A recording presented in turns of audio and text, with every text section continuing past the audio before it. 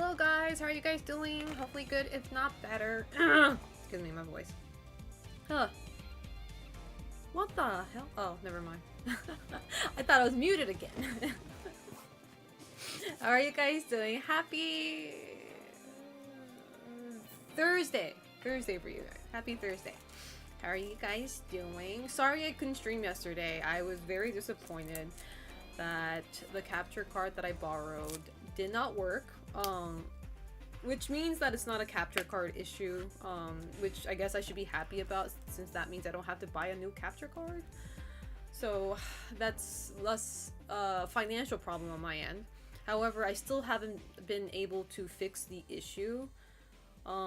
So that's why if we're playing any games tonight, it's gonna be like a game off of my Steam. I can only like play, or I can only stream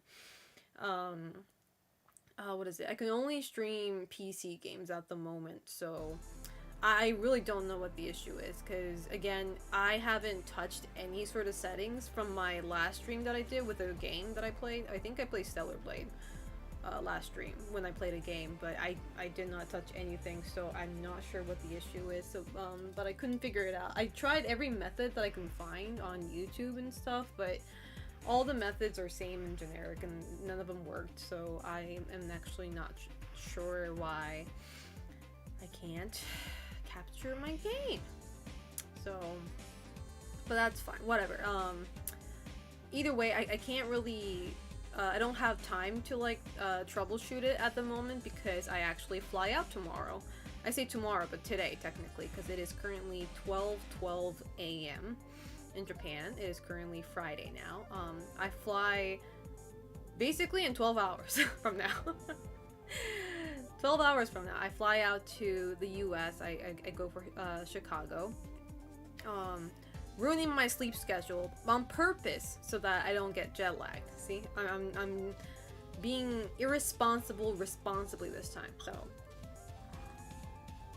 I don't get jet lag.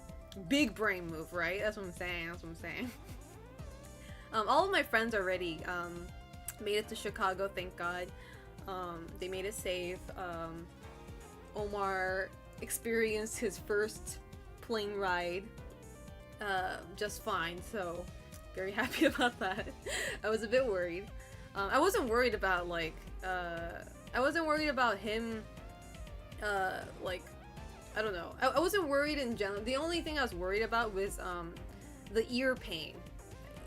If you guys have ever been on a plane, or if you've been on a elevator that goes pretty high, I'm pretty sure you guys have experienced that pressure, that air pressure thing that gets to your ear, and like, I fucking hate that. I get that sometimes, and when I do, it really hurts. I think I'm one of the people who gets it really bad. So I had to warn him about that, and then he's like, he's never experienced that before apparently. So I was like, yeah, just like chew a gum or something, because that's what they say that usually helps, I guess. Question mark. So I'm always sleepy when I get off the flight. See, that's the thing, I can't sleep on planes. I think Omar was able to. I'm not sure. He said he was gonna sleep on the plane. I envy that, because I know I can't sleep on planes. I just can't. It doesn't matter how sleepy I am. I can't sleep while sitting down. It fucking hurts my neck, and I just can't do it. And like it, and you know, the reclining seat goes back so far, you know, so like it doesn't help at all, honestly. So I just can't sleep. So hopefully me staying up tonight for streaming until ungodly hours would help me sleep on the plane. Who knows? Who fucking knows? But yeah, chewing gum. You know what? You know how they tell you, like, when your ear gets clogged up, they tell you to what is it, like pinch your nose and like blow air. Like I fucking hate doing that. That shit hurts like a bitch. I don't know why people can do that. I'm like, hell no, I ain't doing that. You crazy? You like how you pop your ear? Nah, fuck that, bro. Like, that shit hurts. I'm gonna wait until it goes away naturally. So, is the cups in the ear tray? Oh, those are fine. Yeah, that works sometimes too. Anyway, let's start from the top. Sorry, I didn't say hi to you guys. Let's see. Manya-san, Masato-san, Ghost Body, MS Jafik, Bootleg, Fire Emblem Lord, MJB Matt, Linji, Connor, Impulse Zero, Dalacross, Mal Hayato, Chumpepe Jet, let's see, a Moonrise, Malco, Gene Jin, Kiraz. How are you guys doing? How's life treating you guys? I hope you guys are doing well. I'm excited for this trip. I think I was able to pack everything. The only thing I haven't packed are things that I'm going to be using right before I leave. So, like, you know, hairbrush, toothbrush, all that stuff. So, that hasn't been packed yet, but that's going to be packed before I leave, so. Doing good. Started a new Elden Ring run in prep. Oh, you started a new run? Oh my god. I respect anybody who can start from scratch again. Bro, I haven't even finished my first run. Oh, I'm so mad. Yeah, the Elden Ring DLC is coming very soon. I need to... God. My old bill was trash? Okay, well, valid. Just kind of live in... Friendo just landed in Japan and I'm deciding what to play. Oh, nice! Thank you, Deg Stems. Thank you for saying that. I appreciate that. Welcome. Sorry, I'll turn the camera on soon. Just tweaking stuff here and there. Give me a second. Yeah, wait, when's the Elden Ring DLC drop? June what? Is it like mid-June or was it like the end of June? It better not be the early June. I haven't beaten Elden Ring yet, and with the DLC approaching, I don't want to finish it yet. Damn. Pack your giant plushie and tell people at the airport it's very important to carry with you. Dude, I bought a new suitcase. How you doing, by the way, Mr. Master Greg? I bought a new suitcase, and it's not going to fit. My fat cat hoodie is taking 70% of my luggage space. And that hoodie is merely just, it's just only a pajama too. Like, I'm starting to feel like maybe I should leave that home, but then I'm like, you know, I like wearing that to sleep. It's like, you know how like people have like, kids have like their favorite blanket to sleep with? That's, the fat cat hoodie is kind of like that for me. It's like, I don't think I can sleep under a different ceiling without my fat cat hoodie. The shit is so poofy. Like, I had to put my weight on top of the suitcase to shut it. In a couple of weeks, I beat Moog without leveling up. 1 week before Dawn Trail. Oh yeah, that's right. June 21st. Okay, that's not too bad. I say that, but June 21st is gonna come in a blink of an eye. It's like approximately a month from now, but I know that shit's gonna come so fast. Yes, fat cat hoodie is essential. This time I'm not bringing like strong zeros with me for my friends, so that's saving me from space. I feel bad though, like, cause it's kind of like a ritual, I'd even say, to pack a few cans of strong zero for my friends, my American friends, but unfortunately, yeah, I don't think it's gonna fit in my luggage. Top priority luggage is Omar's birthday present and my fat cat hoodie, so sorry guys, no alcohol. We can get a bunch of that in Chicago. So, y'all. But yeah, also I found out that a lot of my Catherine friends, Catherine player friends, are going to Combo Breaker as well. I already know 3 of them are. There might be a 4th one there too, but I'm very excited for that. Get to see my Catherine friend homies as well, so that's pretty cool. That's pretty cool. Let's see. Sorry, I'm still tweaking. Did you get the 9S statue for Omar? No, I don't think he would. Actually, he might want it. I don't know. I was like, I don't think he wants that. I'm not telling you guys what I got for Omar yet, just in case this VOD gets leaked before he gets the present. I don't want anybody to spoil the birthday present, so I'm not gonna say it. I'll say it after I give it to him. It's nothing funny though. If you guys are expecting some comedy show out of his birthday present. It's nothing like hilarious or anything like that. I already pulled that off with the birthday cake, so I got him the animal birthday cake. Well, technically I asked Ami to do that, so. Reverse Premium Pass? Dude, he hasn't even played Village yet. I don't think he has. Wait, did he?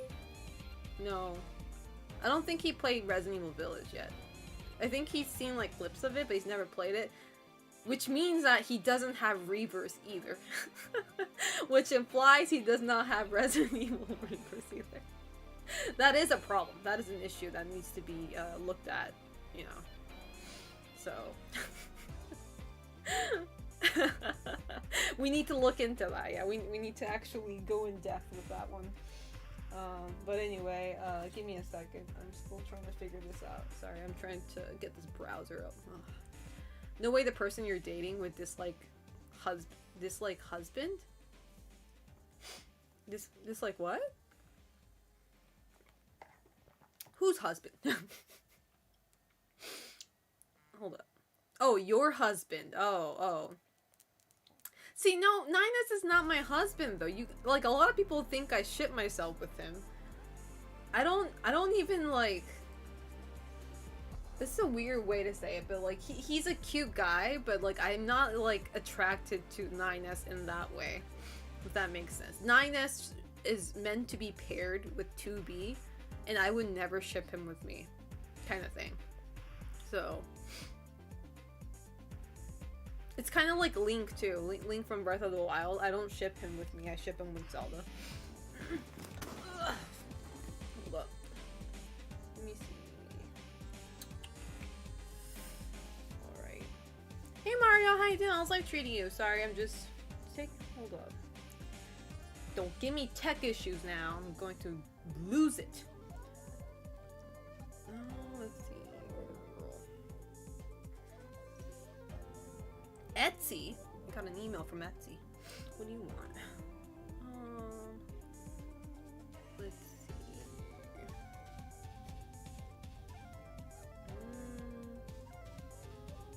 Sorry, I'm just joking.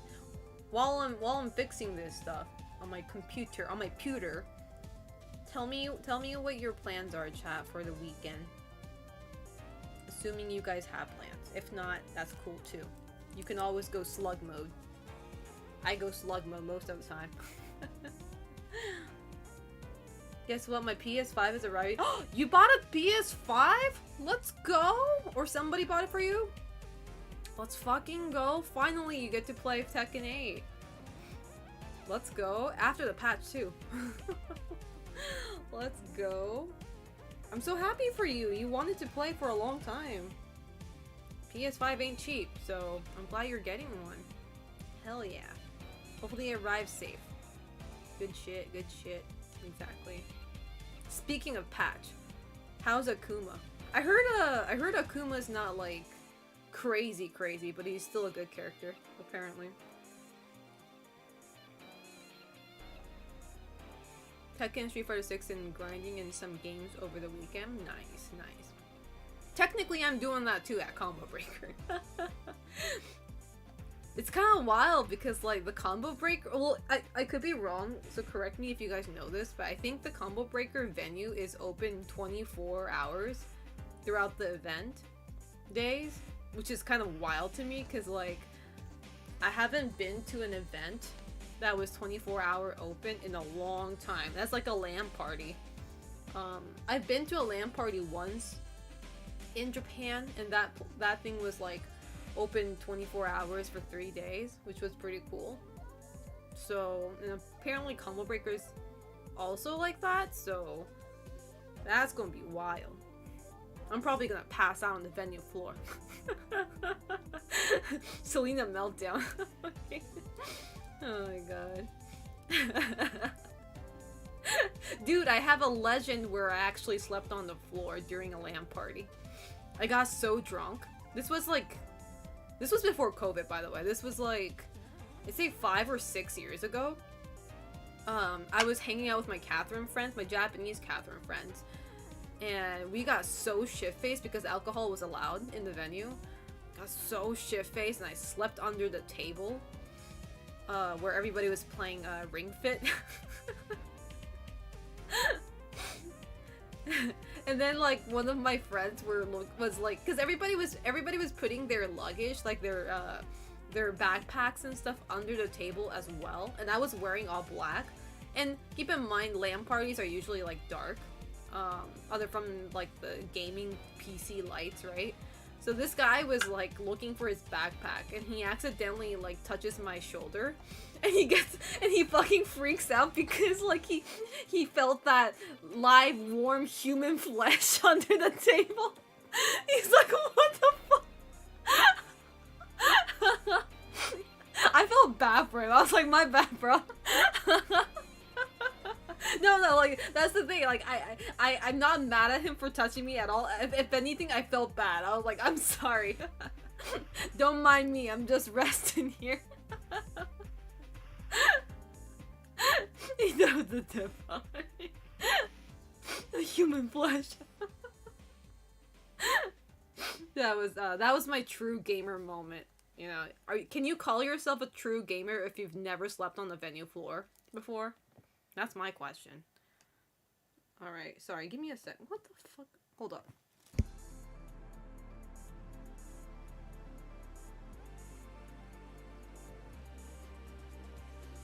But yeah, anyway, I hope that doesn't happen. I say I hope that doesn't happen. I like how I make it seem like it's out of my control when it actually is, you know. I'm actually a full-grown adult that you know, has full control over her own actions, but I'm like, I hope I don't do that during Combo Breaker. Because, like, the thing is, like, I was able to do that because I was in Japan. I would not trust myself doing that in the US. Bro, people are gonna steal my shit, you know? I know somebody's gonna steal my wallet. And God knows what else people might do to me. But the good thing is, you know, I'm not alone. So I have my friend and Omar with me. So, you know, worst case scenario, I'm gonna have to ask Omar to carry me back to the hotel room. It's a walking distance, so he said he's been working out so that he can carry drunk Selena. So I was like, okay, well, I don't like the motivation, but I'm glad you're working out. I'm like, I don't like the way you're motivating yourself, but you know, we'll take that. I'll take that, I guess. Question mark? Pobushin-san, お疲れ様です。お疲れ様です。He's an enabler in the way. I say that in the most endearing way, by the way. But anyway, he knows what he signed up for. Okay, the moment he fell for drunk Selena, he knew what he signed up for. Okay, so he got to know me through drunk Selena. Okay, he didn't get to know me through sober Selena. The first impression I gave him was drunk Selena, so it shouldn't be no surprise that I am the way I am. He knows what he signed up for. Anyway, hold up, I'm almost done. ちょっと待ってくださいね. And to stop your drunk to tweet. Exactly. See, the thing is, like, do you guys know the story? Sorry, I'm gonna ask you guys while I'm fixing this, but do you guys know the story? What is it called? The Sun and the... Was it called The Sun and the Wind or something? That very old kids story, like a picture book. You know how... So basically the story goes like the sun and the cloud / wind competes against each other to take off a human man's coat off, right? Like they do like a bet or like a little competition, right? Let's see who can take that man's coat off. Like let's see who can strip that man down. The gayest shit ever. But anyway, so the wind, he blows as hard as he can to get that man to take off, to you know, blow off his coat, right? But he fails in doing that because the man just holds tight to his coat, right? And then the smart sun here just shines brighter to make it hot so that the man himself would take his coat off. Willingly. So the sun ends up winning. And the moral of the story, at least what I think the moral of the story is, being gay. No, I'm just kidding. The moral of the story is you can't force somebody to do something. Sometimes full force. Is this yaoi? I bet there's a yaoi like doujin of this shit. No, it's like the whole thing is like you can't like be aggressive to convince somebody to do something. You have to be more like smart about it. And then exactly, encourage instead of force. So, why am I even talking about this? Is that I feel like Omar is the type. I don't think he stopped me from drinking yet. I don't know, like, yet. The thing is, like, Omar is not the type to get mad at me if I don't, like, if I go too far. You know what I mean? He's not gonna get disappointed in me. I mean, well, I don't know. Maybe he is, and he just doesn't show it. But, like, I don't know, like, I willingly stop to drink when he's around because I feel bad.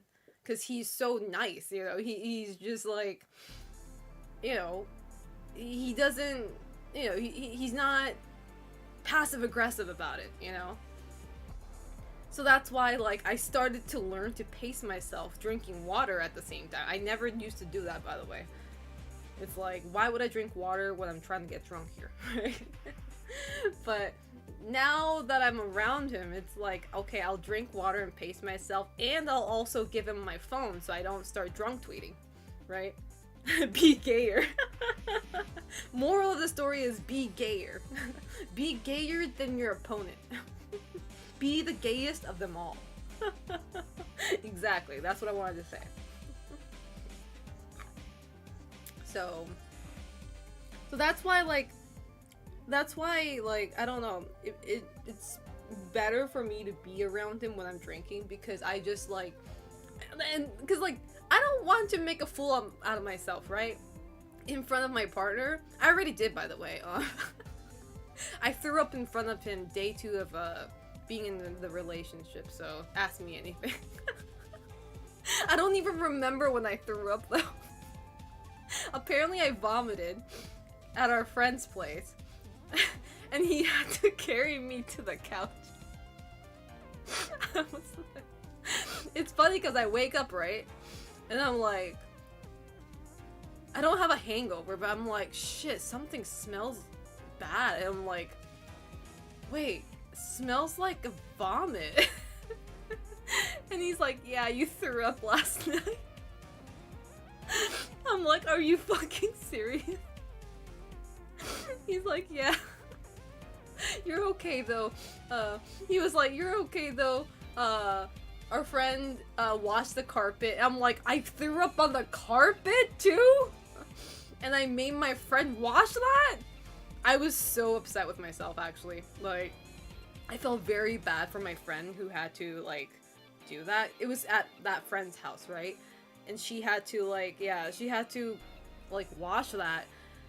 And then it was like, and then, like, that same day that I wake up, right? I wake up and they had, like, a friend meetup at the same house. And I was like, and I told Omar, I was like, man, I don't know if I should go today because I feel bad. Like, what if they hate me after that incident? And I was just, like, sobbing to Ami about it too. I'm like, man, I flew up. She was there too, by the way, so she saw. And then, like, Ami's like, girl, you're not the first one who did that. Like, one of our friends projectile vomited once. I'm like, projectile vomit? How do you do that? Projectile vomit. How do you do that? You know, just asking, asking for a friend. How do you projectile vomit? That's like the plague from Death by Daylight. What the hell? That's crazy, bro. I've never seen Exorcist, by the way. We need to watch that. But anyway, that's besides the point. So my goal is to not drink to the point where I vomit during combo breaker, but I feel like this goal will easily be shattered the moment I see a tequila tower. So or excuse me, margarita tower, not tequila. Margarita tower. Same shit. Hey Sandy Bay, how you doing? Reckless Sano, how you doing? Alright, I think we're ready. Okay, alright. Turning the camera on. Ugh, my feet. Oh, I've been sitting on my feet, sorry. Ouch. And Mr. Aware, how are you doing? How's life treating you? Full camo activated! How you guys doing? Oh, my bangs though. I don't like it. What's going on? How's life treating you guys? Hopefully good, if not better. I don't like the way my bangs are styled today. Hey Bull, how you doing? Going DreamHack Dallas after Combo Breaker? No, only Combo Breaker. I've never been DreamHack before. I want to go one day though. Projectile vomit, mate. I tin the toilet bowl? What does that mean? What does that mean? How are you guys doing? Hopefully good, if not better. Oh my god, my room is starting to get hot though. It's summer, chat. It's so weird though, cause outside is very cool yet, and it's really weird for this season. Usually it's like already humid by now, but it hasn't been humid yet.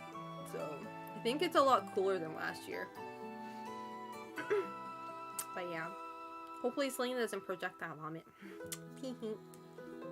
Imagine Reina imagine me projectile vomiting as Reina, because I am cosplaying as Reina from Tekken 8 on probably day 2. I'm not sure, but new heat move. Reina projectile vomit. I'm gonna vomit on you, Jin Senpai. This is for Heihachi, bitch. You missed DreamHack Japan last? I did. I was going through. What the fuck is this fight? I couldn't get. Yeah. Last year's DreamHack Japan. I had a few drama that was going on in real life. I was supposed to go, but I couldn't go because I had to deal with some bullshit. But maybe next time though. Next time they have DreamHack Japan, I'll probably go. Hey Reza Sutra, how you doing? How's life treating you? Hopefully good, if not better. Linus, thank you so much for the prime. I appreciate it. Thank you. Thanks for the combo breaker invite. You wouldn't even come out anyway. Making it sound like you would have come if I did. How you doing? I would? Lies. Absolute lies. I wanted to come to combo break. No. Absolute lies. You would have done that the moment Kat was talking about it. All my PTO is stuck in IHOP and Japan. Okay, well, fair. Dude, I'm using 5... Wait, 5? Friday. No. Monday. I'm using 4 of my PTOs. And I only have 9 left after that. Rest of my PTOs I'm using for Friendsgiving.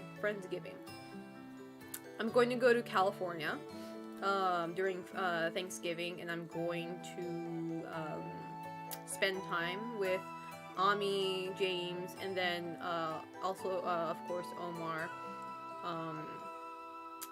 But if I go to Thanksgiving, I'm going to have Thanksgiving with Omar's family too.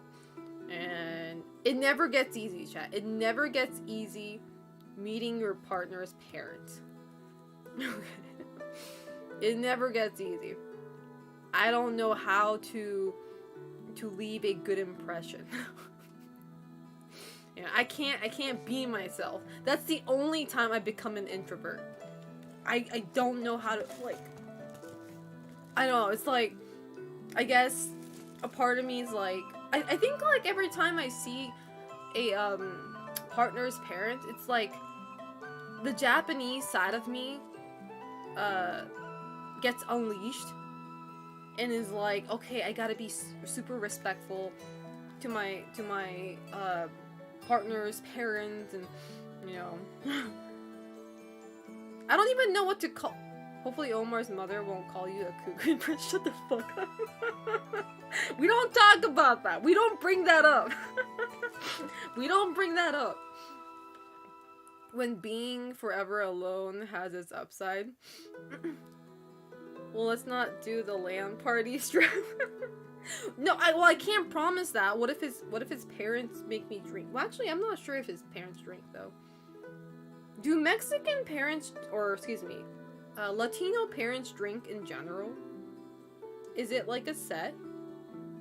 Because the thing is, like, Omar doesn't like. He drinks, but he doesn't like normalize that. Like, he doesn't drink all the time. He only drinks during like special gatherings and parties and stuff like that. He doesn't like drink at home. But we drink lightly unless we're partying hard. Okay. Do you guys drink during Thanksgiving though? Thanksgiving though. We're talking about Thanksgiving here, by the way.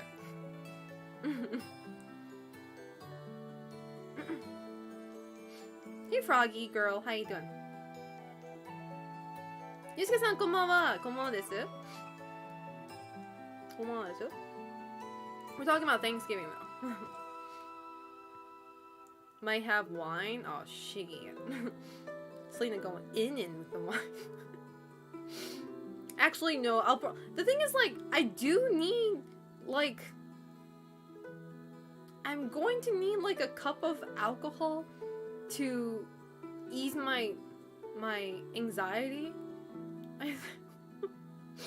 I'm gonna need it, in a sense, you know. But I don't know. And the thing is, like, he has a huge family too. I think when we were still just talking, I think he told me he has 6 siblings and he's the eldest. So I was like, well, assuming all 6 are gonna be there, that's a huge ass family. That's insane to me. Is that, like, I'm just like, 6? And then you got the parents too, so.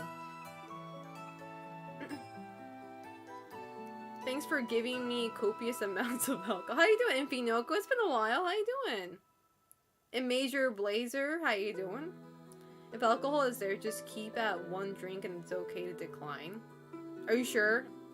Because, like, I guess in some cultures, I don't know what culture that would be, but, like, in some cultures, if you decline an alcohol from your elder, it's kind of, like, seen as, like, disrespectful. Hope that's not the case in Latino families. I think that's kind of a case in Japan, though. It's, like, the old heads in Japan are, like, you know, they're like drunky, and it's like, if an elder like offers you drink, and if you don't take it, you're kind of being disrespectful, kind of thing, which is very stupid, by the way. Like, I do not, because, like, some people really can't drink, you know. Some people get sick when they drink, like, they get, like, legitimately nauseous. Sorry, my veins are really bothering me. I'm gonna have to fix this during my break time. I do not like this. Buenos dias. Doing okay, cheers. Kind of been away from Twitch for a while. That's what it felt like. I'm doing pretty good. I'm gonna be flying out for Chicago tomorrow at 12 p.m. my time, Japan time. So I'm doing a stream before that so that I can wreck my sleep schedule and adjust myself for the jet lag. It's fine to decline if you are a girl. Men will insist other men drink. Ah, that sounds like Japan, though. I don't drink because I'm on 3 medications and I don't know how alcohol. Don't ever. Yeah. If you're taking medication, definitely don't risk it for the brisket. It's not worth it. Have a family in Chicago? Nice. Thank you, Infi. I appreciate that. 気になったのがハエが部屋にハエがいて気になってしょうがない。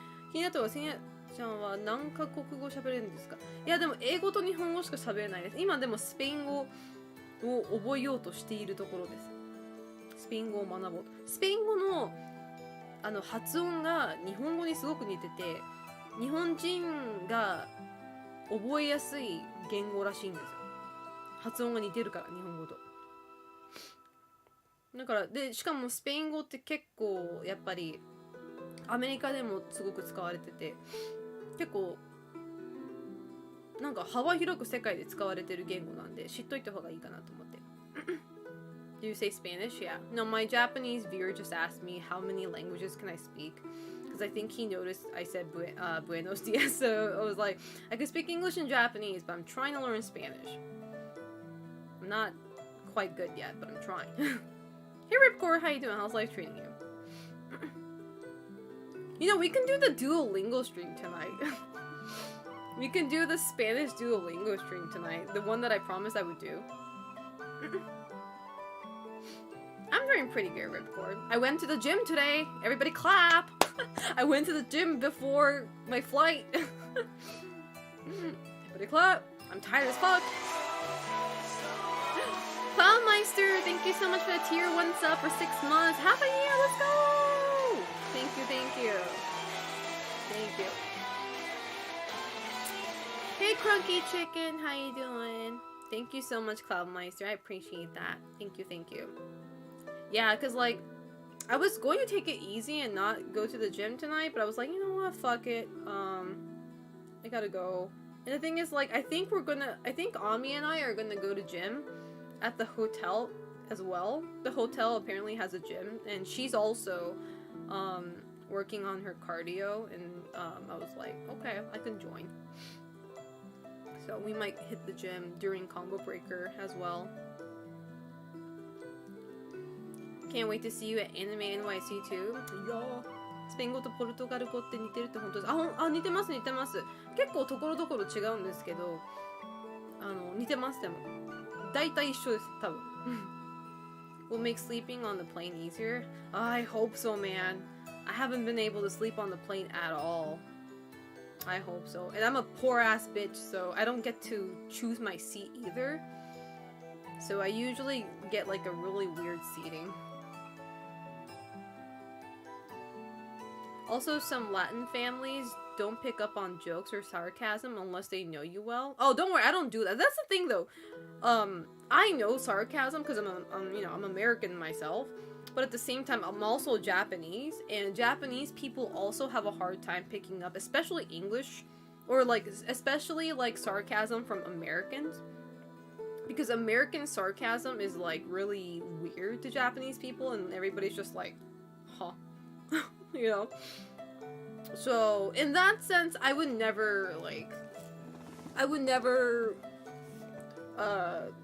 make like a sarcastic joke especially at a family gathering. You know, I might do that to a friend, but like, I would never do that to a family gathering. I'm not that awkward. I can read the room. Hey, Grim Storyteller, how you doing? Sorry, shut the fuck up. How you doing?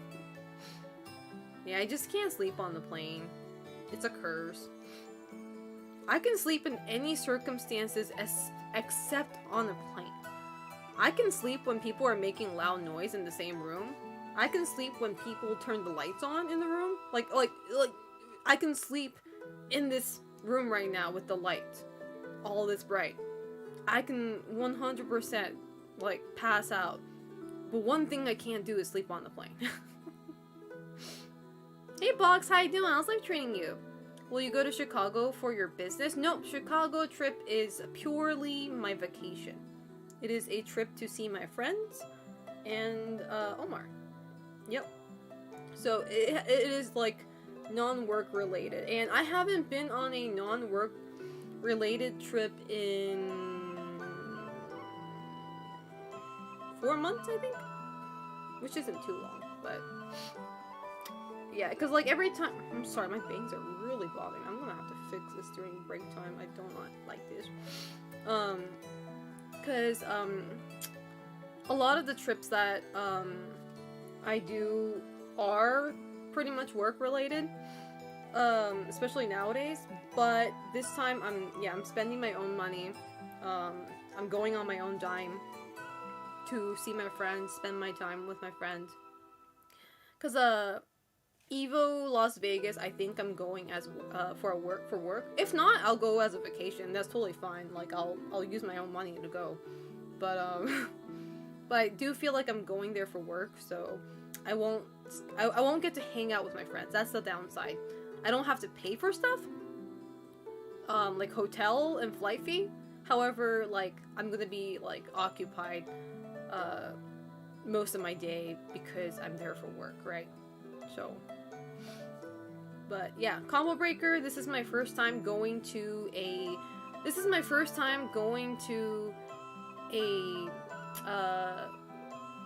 fighting game major in the US, other from Evo.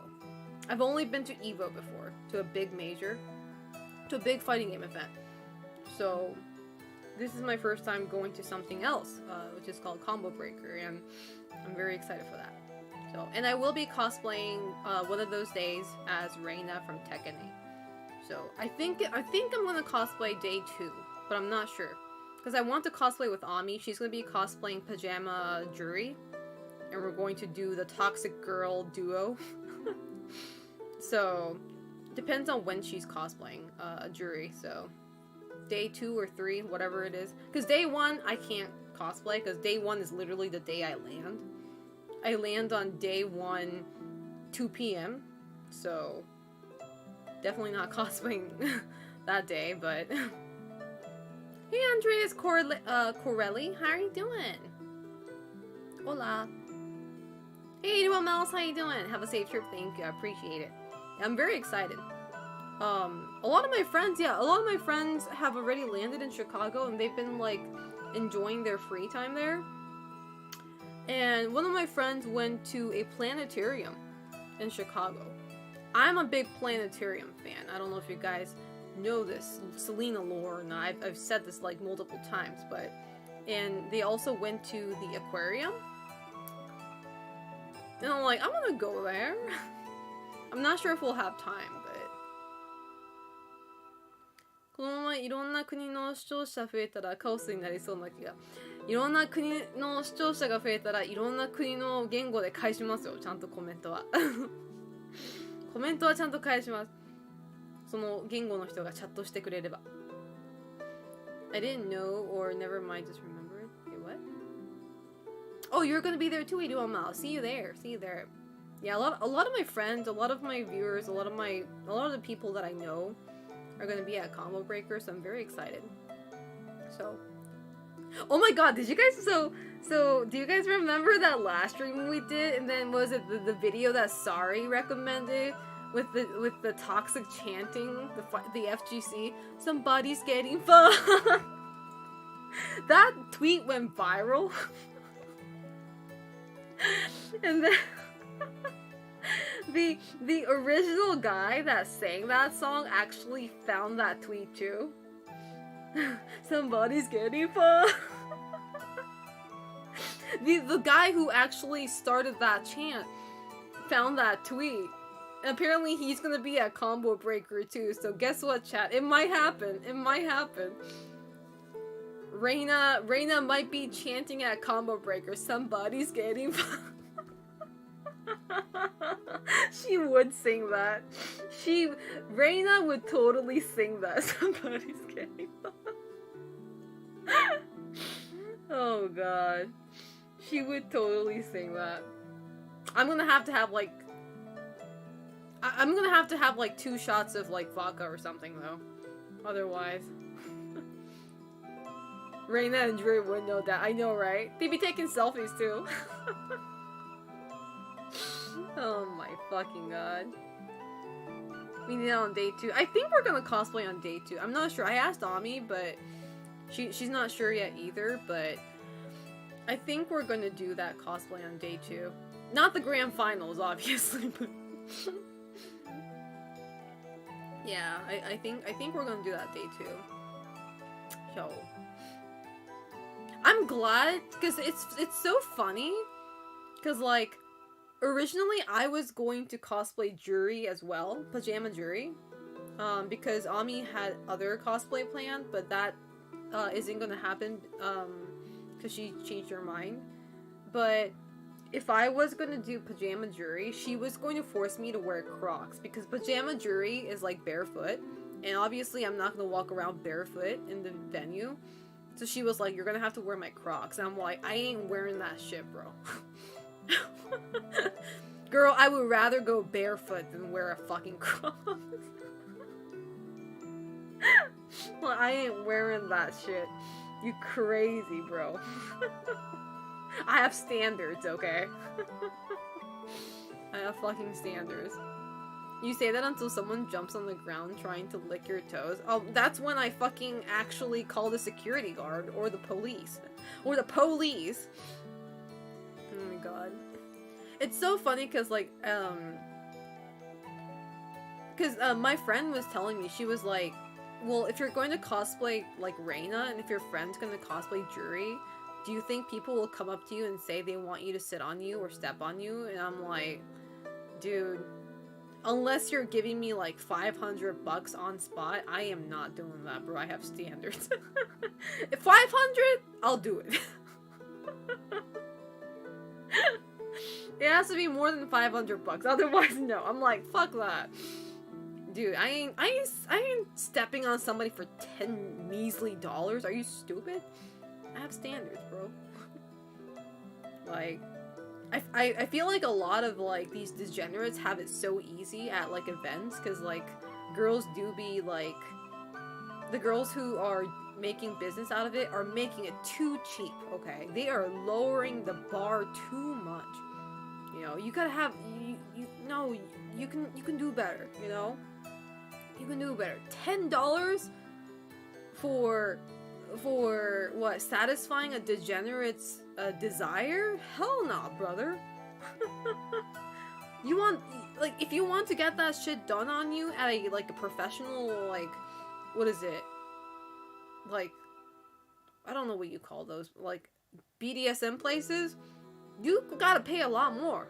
And I'm like, hell no, brother. I'm not laying my ass on a back of a man for $10 fucking. How about 500, but if you remove the zeros? Kiros, you thought you were smart. You thought you ate. Nah, so I'm like, no. I'm like, if somebody comes up to me and asks that, I'm gonna be like, sorry, bro, I only do that to my boyfriend. Well, sorry, man. That's it. That's a significant other privilege, bro.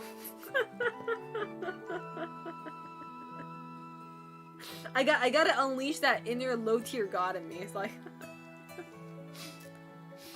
like, not for your measly $10. That's not what low-tier god said, but close enough. What do you mean just throwing him under the bus? I'm praising him, if anything. I find that guy funny. I mean, I would rather not associate myself with it, but he's funny when you watch him from, like, 5 miles away. You know? That's the kind of guy low-tier god is. Did you guys ever see the low-tier god free rent, shitpost? Every time I see that on my timeline, I retweet it. It's so good. You should himself now. It's so fucking funny. Your life is worth as a summer ant. Like, what does that even mean? Like, I know what it means, but it's like the way he says it is like, it comes out so naturally. It's not even scripted. It just that just came out so naturally. He's like, oh, now I gotta see it. If somebody can find it, I don't think I can find it anymore. That shit is so good though. You have to have watched Free Run to actually enjoy, like, the whole context though. It's like, I mean, I even if you didn't watch Free Run, you'd probably still think it's funny, but, like, it's really funny if you have watched the anime. How you doing, Romeo? You're heading to where I live? Are you going to Combo Breaker? I guess not. From the way you say that, it doesn't seem like you're going. You can tell his hate comes from the soul. Exactly. Did I ever tell you guys that, like, I don't know if I can even say this, but I wasn't told I can't say it. I forgot it was this weekend. Damn it. I've been watching Free Run. It's really good. So my friend, I may have already said this on stream, but I might just drop by to call you a menace and leave. I mean, you can call me a menace and you can also get me a drink. Then I'll forgive you. But my friend works at a movie theater and Low Tier God is actually her regular. Isn't that the funniest shit? I mean, it's so funny because like you're reminded that Low Tier God is also a human, just like all of us. he goes to the movie theater just like a normal human being, just like us. He watches movies just like us. Oh, sorry guys, you can't post links in chat unless you're a mod, so if you want to post a link, please whisper it to a mod. Sorry, it's for safety precautions. It's okay, you guys are in trouble, just saying. There's an Autobot that deletes it, sorry. But, it's so funny because, like, what did I say? So, like, she told me that every time he comes with his girlfriend. So he doesn't go to movies alone. He always has a girl with him. And I asked her, is it the same girl every time? And she was like, I don't know. I don't focus on the girl. I'm too occupied with Low Tier God. I'm like, you know what? Fair. She's like, I'm not looking at the girl. I'm looking at Low Tier God. I'm like, okay. You know what? Fair. I'd be too distracted too. It's like, oh my god, it's Low Tier God. I wouldn't even be looking at the girl either. Oh my god.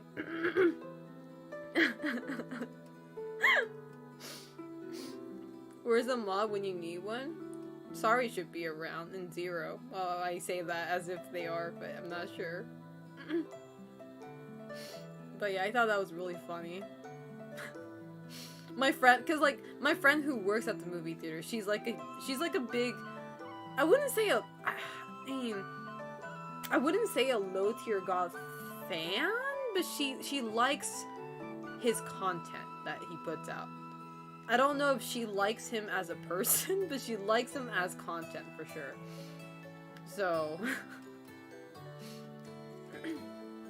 now I'm just imagining LTG doing mundane shit like grocery shopping. Look, he's human just like us, okay? Of course he does that shit.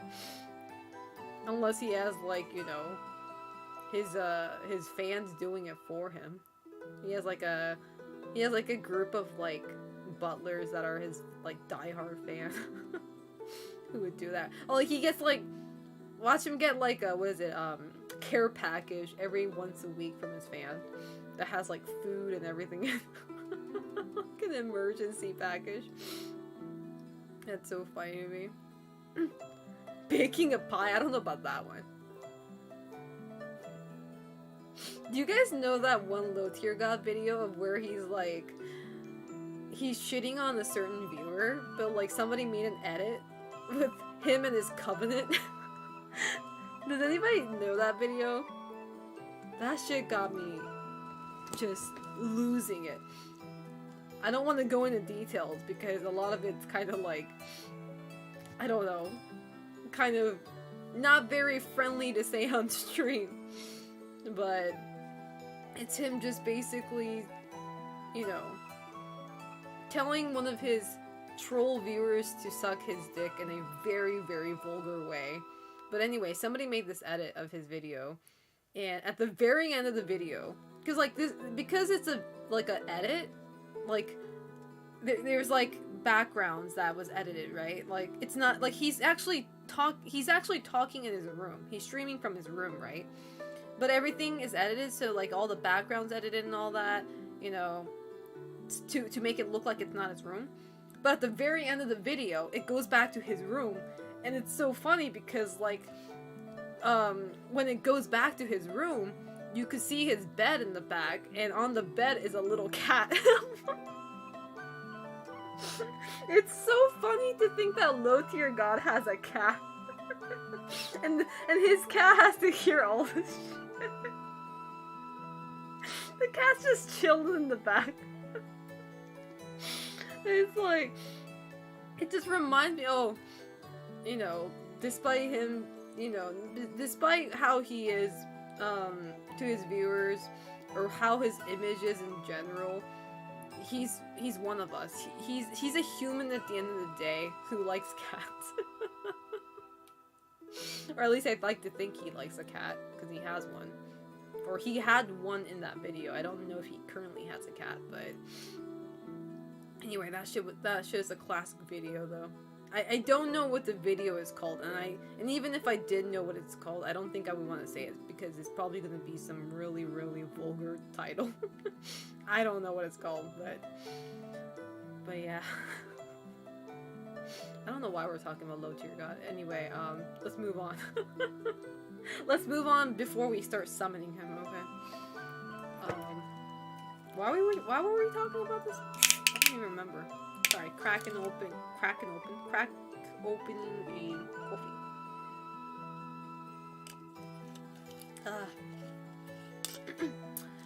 But yeah, I'm not sure what I'm gonna do while I'm in Chicago, other from hanging out with my friends, getting champagne. I do want to play either Tekken. No, I say either, but I want to play Tekken with Omar. He hasn't played Tekken 8 yet, though. I don't want to play Street Fighter 6 with him, because he knows how to play, and I don't want to play against him. I don't want to play in the game that I know that I'm going to lose against, so. My modern Honda is a scrub killer only, and I don't think he's a scrub, so I don't think my modern Honda bullshit's going to work. But Tekken, though. He hasn't played Tekken 8 yet, so. Go to the McDonald's headquarters? Why would I want to do that? How you doing, by the way, Sukotsuto? They serve the McDonald's item from all over the world. Do they have the McDonald's item of the Sanrio and the Yu-Gi-Oh crossover? I wanted that, by the way. I wanted that. I need myself a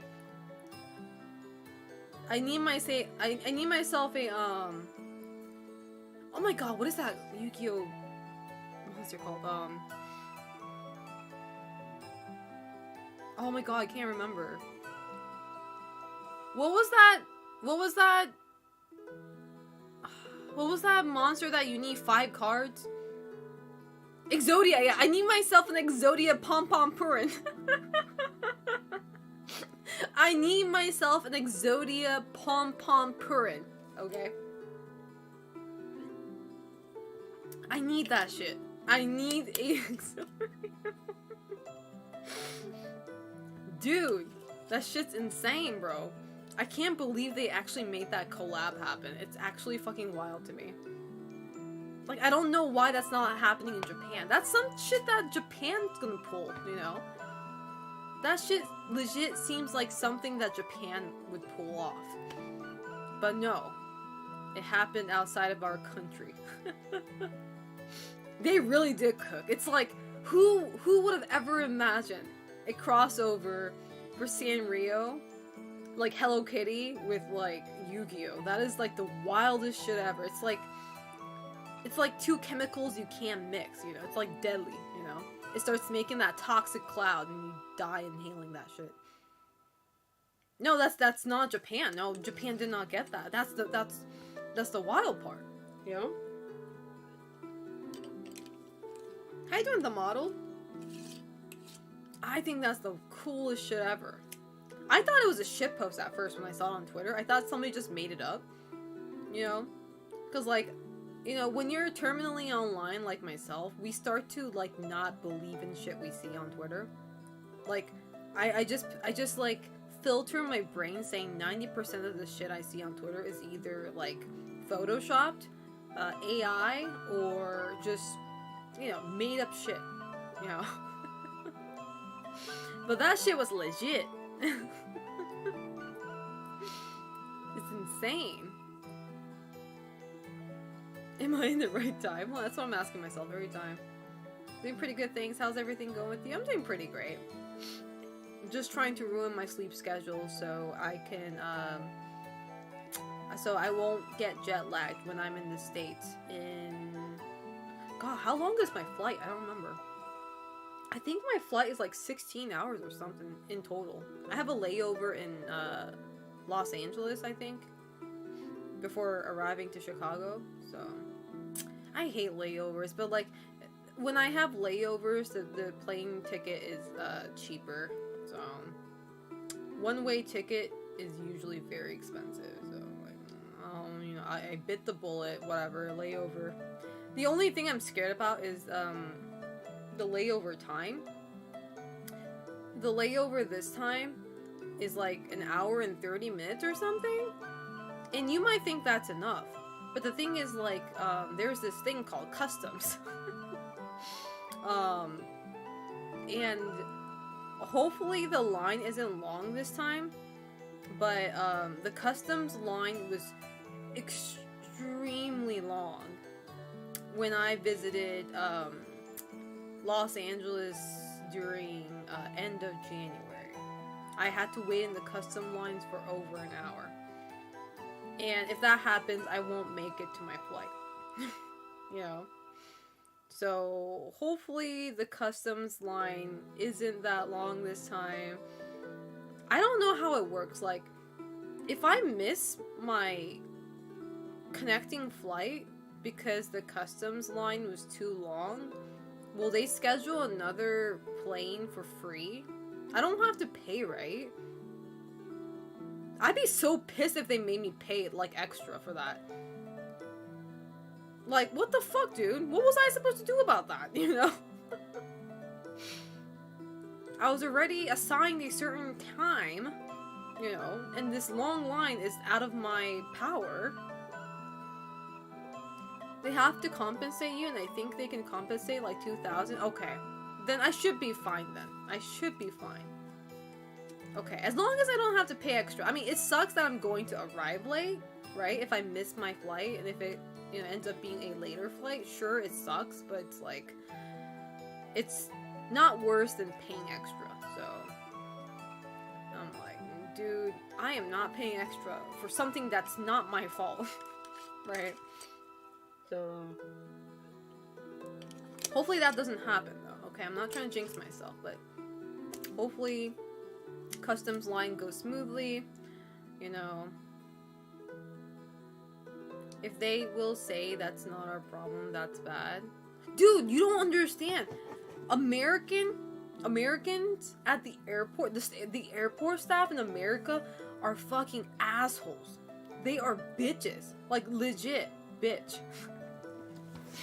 Because, like, I think I talked about this last time, but when I went to LA during January, on my way back to Japan, I got to the airport pretty early, right? But I didn't want to drag around my suitcase, so I went to the desk for the baggage claim, and I asked them if they could take it. And then this lady at the counter was like, "Oh, you're too early, I can't take it." And I'm like, well, I was actually told that they can take it. And I was like, hey, I was told that you can still take it. And she's like, no, you're too early. And I was like, okay, whatever. And then this other staff, okay, this male staff, who was watching all of that, was like, don't worry, she's just a bitch. You can like, come with me. You can actually give your luggage. I'm like, why is she being mean to me? What did I do? It's like, why? Why, she wake up on the wrong side of the bed or something? Like, what? Even their own people called her a bitch. The model, thank you so much for the tier 1 sub for 3 months. I appreciate that. Thank you. I appreciate it. Thank you so much. Thank you so much. Even their own staff called them a bitch. I was like, he's like, no, she's just being a bitch. And I'm like, You can that flies? See, I'm like, that's when I know I'm too used to customer service in Japan. Because if that happens in Japan, dude, like, if you come to Japan, if you go to the Japanese airport, they will give you, like, insane amount of care, you know? A little bit too much, like, a little bit too more than they should, you know? It's just so different, you know? When you're in a US airport, you feel like you're in a fucking prison. They treat you like a fucking criminal. I never been to an American airport, but watching movies tell you, they're always like, they always look like they're constipated for some reason. They're just so bitchy. They have that attitude in their voice. I'm like, dude, if you don't like your job, just quit, bro. The fuck? I just realized I wasn't subbed because I made a new PayPal. Thank you so much, I appreciate it. Hey Goku and Uncle Aaron, how you doing? If people are rude in Japan, they will hold a city council meeting. Maybe not that much, but... Do my after work walk. Oh, fucking fly. Haven't got sound on, but quick saves journeys. Thank you, Uncle Aaron. If you don't have sound on, you probably can't hear me, but thank you. Depends, the ones I have to go to are generally chill. If you ever go to American airport, avoid the Newark airport like the plague. Never even heard of that. I don't even know what Newark is. Is that like the what's that place called? Alcatraz? Is that like an airport Alcatraz? Alcatraz? It's in New Jersey. Oh, don't worry. Psh, I have no business in New Jersey. I have no business in New Jersey. The hell am I going there for? It's the airport to get to New York City. Dude, I'd rather land in Maryland and take a bus to New York City at that point. New Jersey. But yeah, it's just so, like... So, this time, chat. This time when I go through customs, I'm debating if I should be honest or if I should, like, conceal my purpose of going to the US. Because I told you guys this last stream, but every time I go to the US, for Evo, I hate to tell the customs that I'm here for a fighting game event because that sounds like a fucking loser. So I always lie saying I'm here for a friend's wedding. Like, imagine saying that in the customs. I'm here for a fighting game tournament. A what now? Fighting game tournament. Esports. Wait, what fighting game? KOF 15. Oh, I don't know that. Fuck.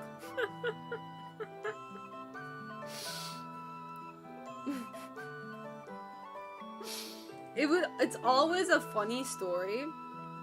For Evo 2023, my layover was at Hawaii. This rarely happens, by the way. I rarely have like a layover in Hawaii, but like just coincidentally the ticket I got, it was Hawaii. So whatever, right? But Hawaii's a little bit strict when it comes to layovers. Like, they will open your suitcase and stuff like that. So anyway, when I go through customs, I say the old joke of, you know, oh, I'm here for a wedding, right? I'm here for a friend's wedding. And they open my fucking suitcase and they find my fucking chainsaw controller. And they're like, what's this? And I'm like, yeah, I'm playing video games at the wedding with... Like, shit.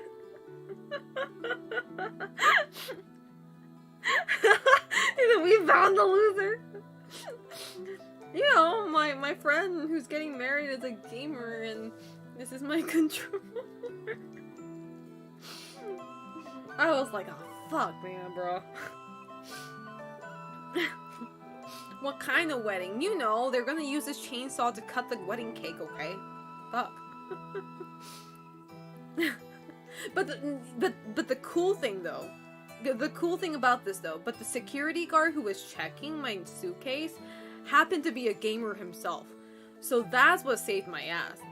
He actually, like, told me where, like, there's like a cool retro game place in Hawaii Oh, in Oahu and stuff like that, and he was telling me, like, if you ever stop by Oahu, you should go to that retro game place. I'm like, okay. He's a gamer himself. Not a fighting gamer, but he's a gamer himself. So... so that was a nice interaction. He was a friendly guy. Hawaiian... He was a Hawaiian, too, by the way. But, like, people in Hawaii are generally very lax and, like, kind in nature, as you can probably imagine. You know? People in LA, though, they're so mean. For no reason. Like, even last time I went to LA for SWC, the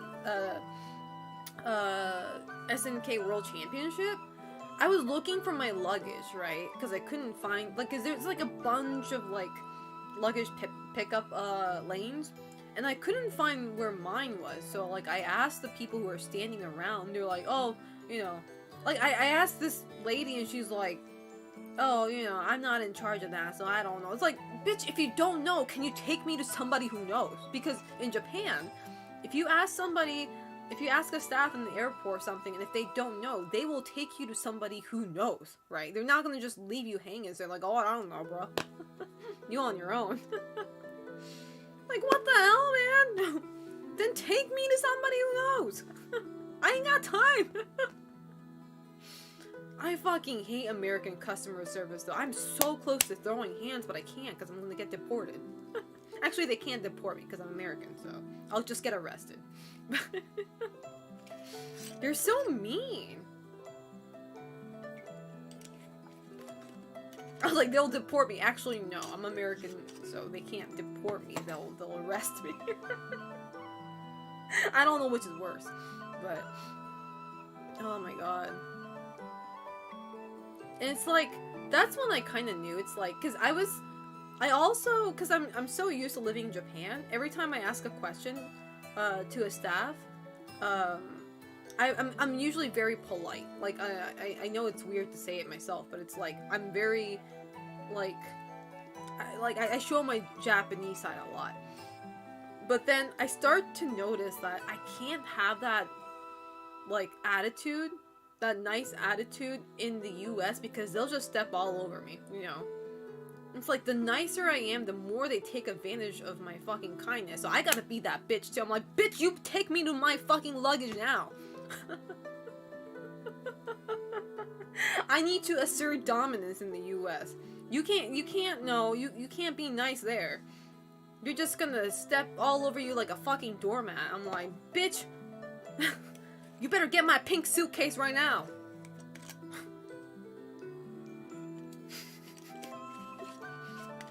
I am unleashing my inner Karen. Bring my pumpkin spice coffee right now. Extra cinnamon, bitch. The United States pushes you to be assertive. True. Which kind of sucks, though. It's kind of like, it's a really bad cycle. Because, like, the customer ends up becoming assertive because the staffs are bitches.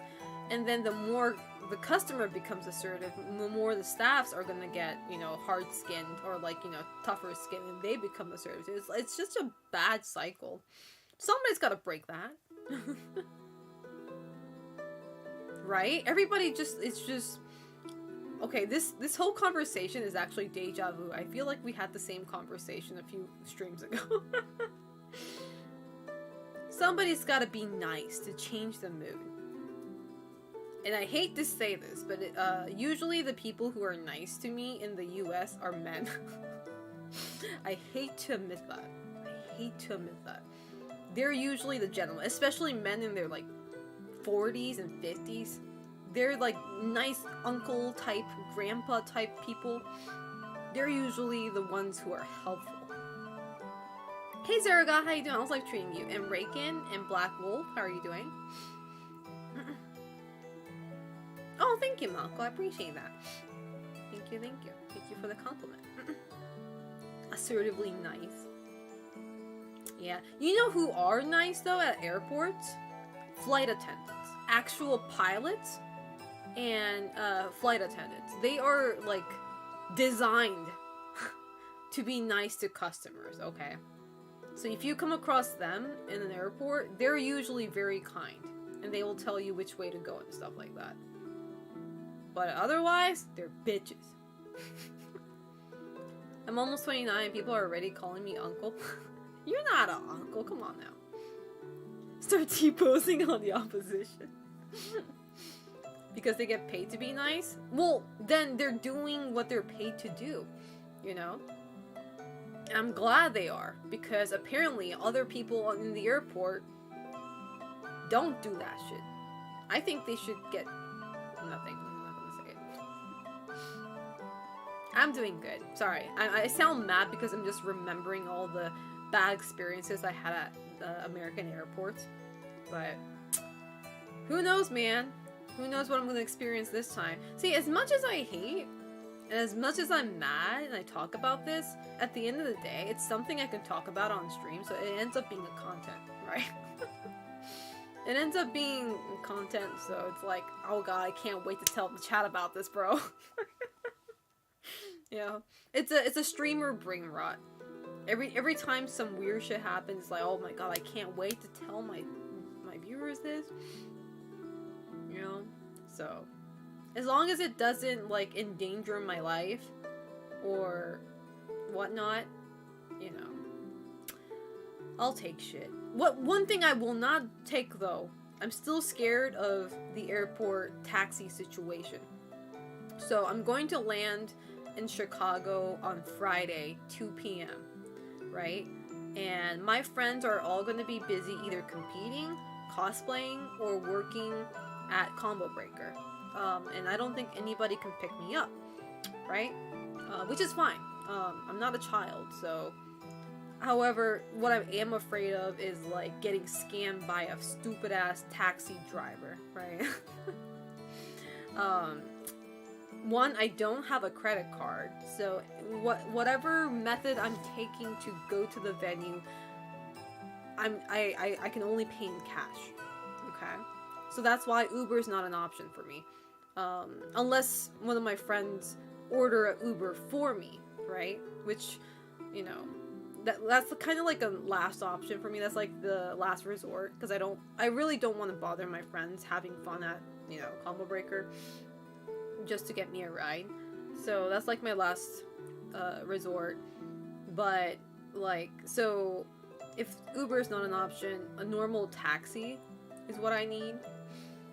And I was told by my viewers that there are some scammers,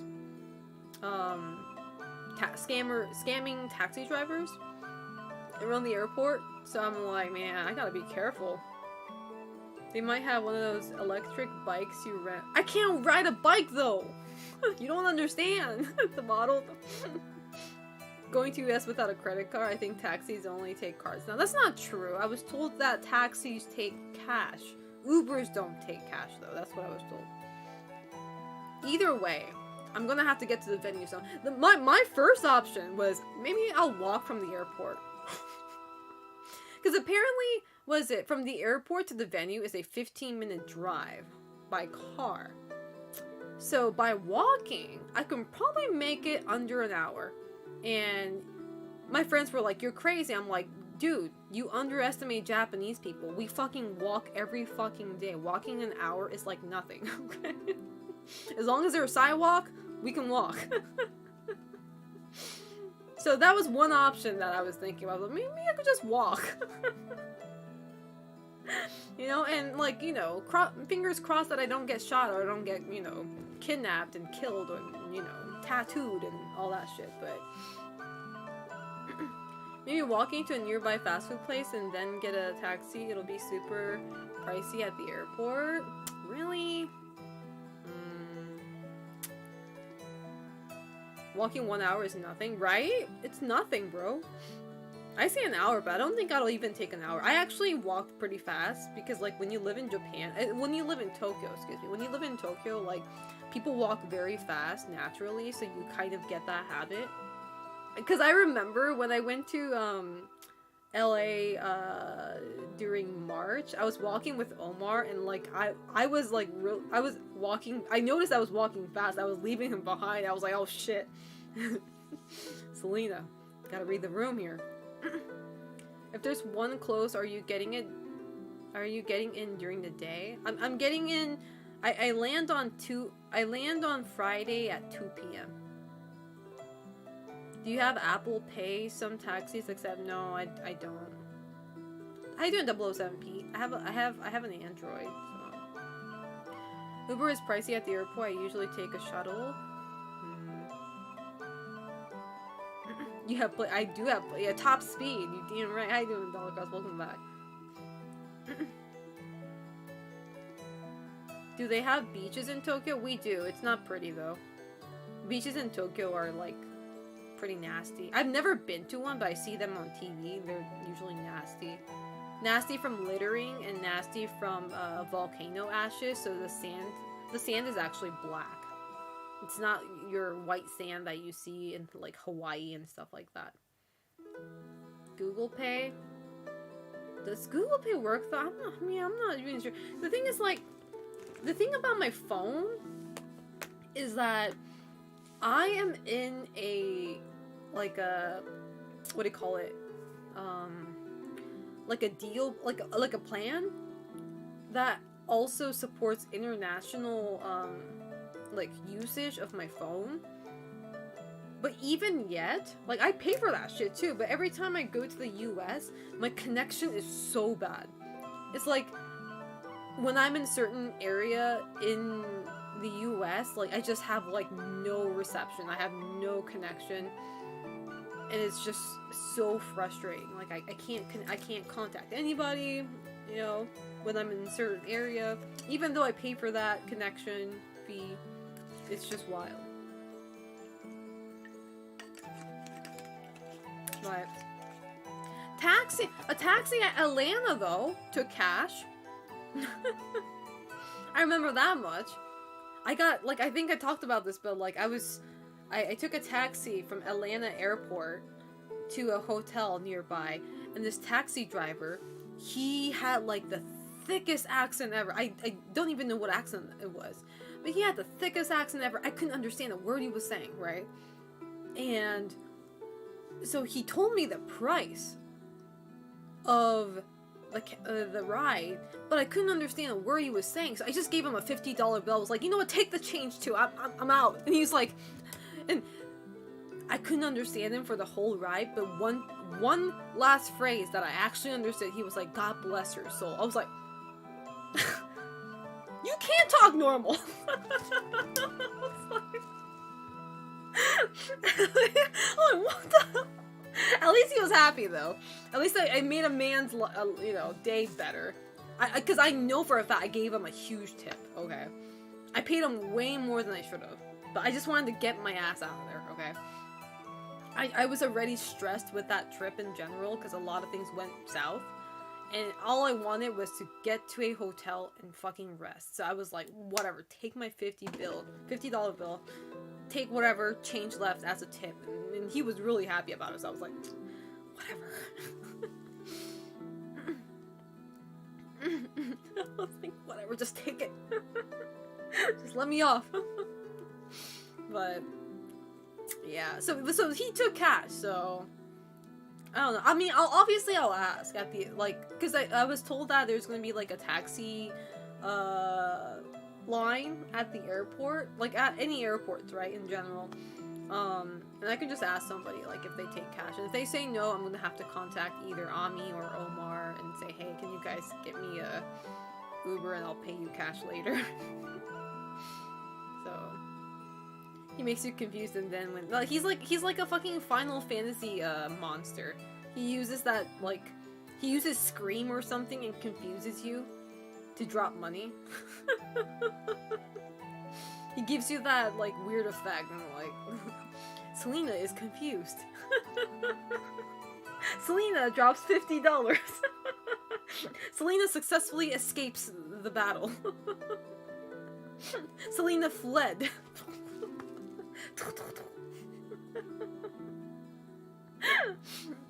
No, but honestly, I joke about it, but that taxi driver was a nice guy. I just could not understand him. That was it.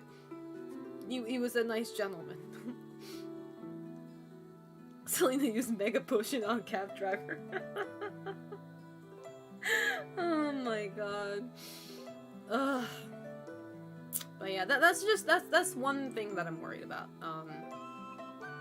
Thankfully, airports have Wi-Fi, like free Wi-Fi, so I can contact anybody using that free Wi-Fi as long as I don't leave the airport. So if worse comes to worse, I'm going to contact one of my friends and ask them to send me an Uber, and I'll pay them later in cash. When I went to Japan last year, the taxi driver wanted to speak English with me because he wanted to practice. He was also surprised when I told him I speak Spanish. Oh, hey Malky Rob, how you doing? I get free Wi-Fi from T-Mobile. Damn, couldn't be me. But yeah, I'm not too worried. I'm very much a it is what it is kind of person. I mean, I used to be very anxious. Well, obviously I was anxious during my very first international flight alone, but like I've been doing this for a while now, so it's like whatever, man. It's not the end of the day. I'm not gonna die. I've missed a flight before. You know, I've been through hell with traveling, so as long as nobody robs me, not jinxing. As long as nobody robs me, I should be fine. Because again, I only have cash, so that's why you never put all of your cash in your wallet. You have to like separate them. That's what I do. No matter where I go, I separate my cash just in case I get robbed. You know, they can take one half, but I'll have the other half left so I can survive. Same, just going with the flow of what happens, it always ends up working out. Yeah, I have a natural luck, so should work out. Anyway, chat, I'm gonna go use the bathroom. I'll be right back. We'll continue with just chatting. I drank too much coffee. I need to use the bathroom, so I'll be right back. And as per usual, guys, every time I'm on a break, I run a 1-minute Twitch ad manually, so if you're not subscribed to my channel, you will be seeing a 1-minute ad, but don't worry, you're not missing anything because I'm going to be on a break. So see you guys in 5 to 7 minutes. Ciao.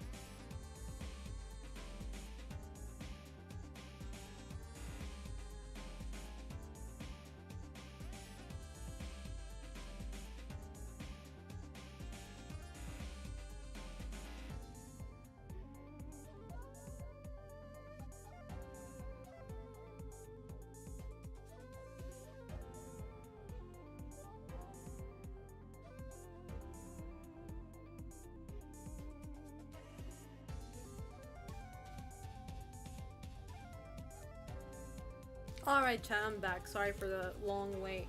I got some, what is this, like a Gatorade, I guess? Japanese version of Gatorade. I'm thirsty as fuck right now. Too much caffeine does this to you, but... Oh, that hits the spot. Good ass shit right there. Chat, totally unrelated to the story we were just talking about, but...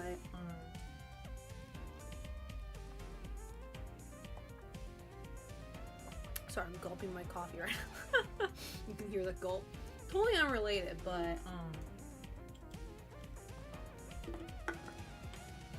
what do you guys think about, how do I put it? So a friend of mine says, because like I actually have different opinions with a lot of girls because I kind of see both sides. But like, so one of my friend is actually like going to hang out with one of his 5-year-long friend, which she's a girl, and they're going to Combo Breaker as well, right? And that they're gonna hang out there, and they've been friends for 5 years. And he was initially gonna book a hotel, but he because she insisted, they got an Airbnb instead. And so he was asking me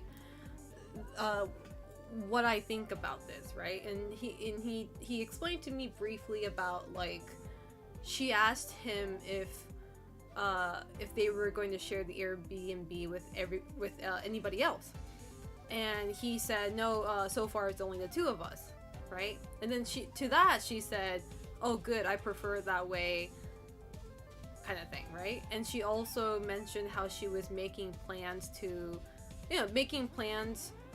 go around Chicago together during Combo Breaker. And after he heard all that, he was kind of like, is this what I think it is, kind of thing, right? Like, you know. And so he came to me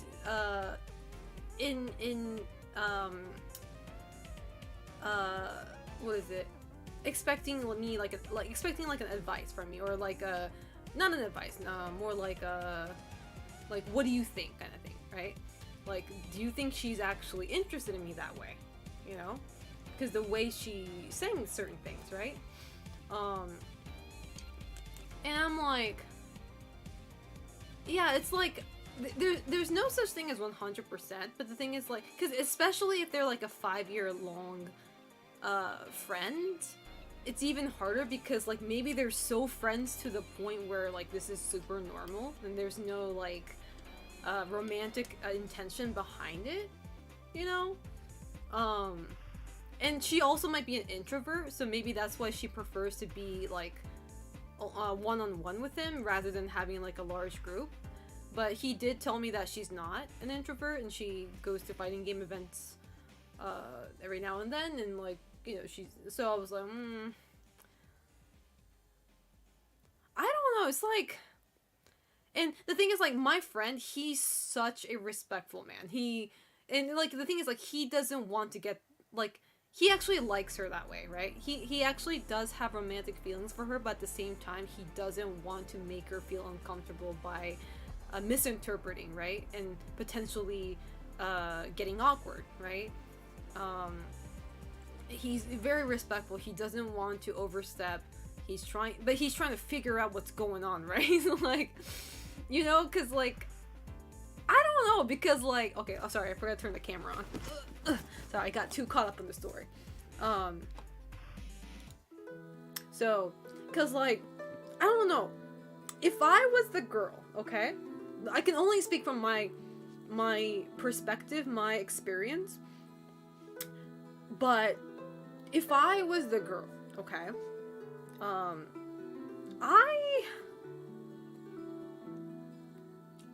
I wouldn't say the things that she said to him if I only saw him as a friend, you know?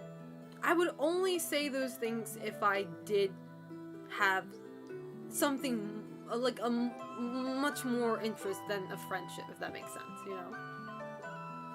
Because, like, I don't know, like, I prefer hanging out with groups of friends, and if I go out of my way to actually say that I prefer one-on-one, that's when I'm actually interested in that person, in a sense, more than a friendship, that I want alone time with this person, you know? But again, not every women are like me, not every people are like me, so maybe he should drop hints on the last day or sure. I did end up telling him, just enjoy the moment, you know? Don't think too hard, because at the end of the day, it is what it is, right? Like, if it's gonna happen, it's gonna happen. If it doesn't, it doesn't. I think the most important thing is enjoy your time with her, you know? Because you have a one-on-one time with her in an Airbnb, and you can, like, cook. And he said he wanted to cook her breakfast. I was like, that is the sweetest thing a man can ever do, okay? Male wife for the win. So I was like, well, that's so sweet. There is not a single woman on this earth who doesn't like a man cooking her breakfast. And if there is, she's probably very weird. So I'm just like, keep it natural, right? The thing is, like, I think one thing that he's afraid of is, like, I don't know if he is, but I'm just assuming he is. But one thing he might be afraid of is, like, showing that he actually likes her that way, and she being very upset over that. And I say this because, you know how sometimes, like, women are like, I don't know if men are like this. I can only speak from women's perspective because I'm a woman, okay? So I don't know if you guys act the same way. But you know how some women are like, they end up finding out one of their guy friends had a feeling for them, and they get so upset over that, saying like, oh, you know, you never saw me as a friend. You always saw me like you can fuck me or something. Like, you know what I mean? And I am very against that statement. Very much, because like, I get it, some men are like that, don't get me wrong. There are men who, like, try to get close to other women, like, disguising as friends, but, like, deep down they just want to fuck, right? Like, I get it, some men are like that, so it's natural for women to be a little bit defensive over that. But it's like, I think it's absolutely natural and normal for somebody to start off as a friend and then naturally get attracted to somebody, right? Like, you can't control how somebody feels about somebody else. It might just have happened, you know? I just ended up liking my friend that way, right? What can you do about that? You know? And that's why I get very, like, it rubs me the wrong way when I see, like, it's usually on Twitter. Yeah, Twitter. It's usually on Twitter when I see girls getting upset over, oh my god, like, the guy friend that I thought we were besties, he ended up, like, asking me out. I'm so disappointed. Like, that's not how they worded it, but, like, basically they were saying, like, you know, they only saw me, you know, as somebody they can, like a fuckable person. And they stopped talking to me the moment I turned them down. And I'm just like, you know, sometimes when you get rejected, you want to have space and time, you know, so that you can, like, give yourself some time to lose that romantic feeling that you had, you know? It's like, just because somebody stopped talking to you after you rejected them doesn't mean, oh, they only wanted one thing from me, kind of thing, you know? So maybe they're trying to heal because they literally just got rejected by somebody that they have feelings for? Question mark? But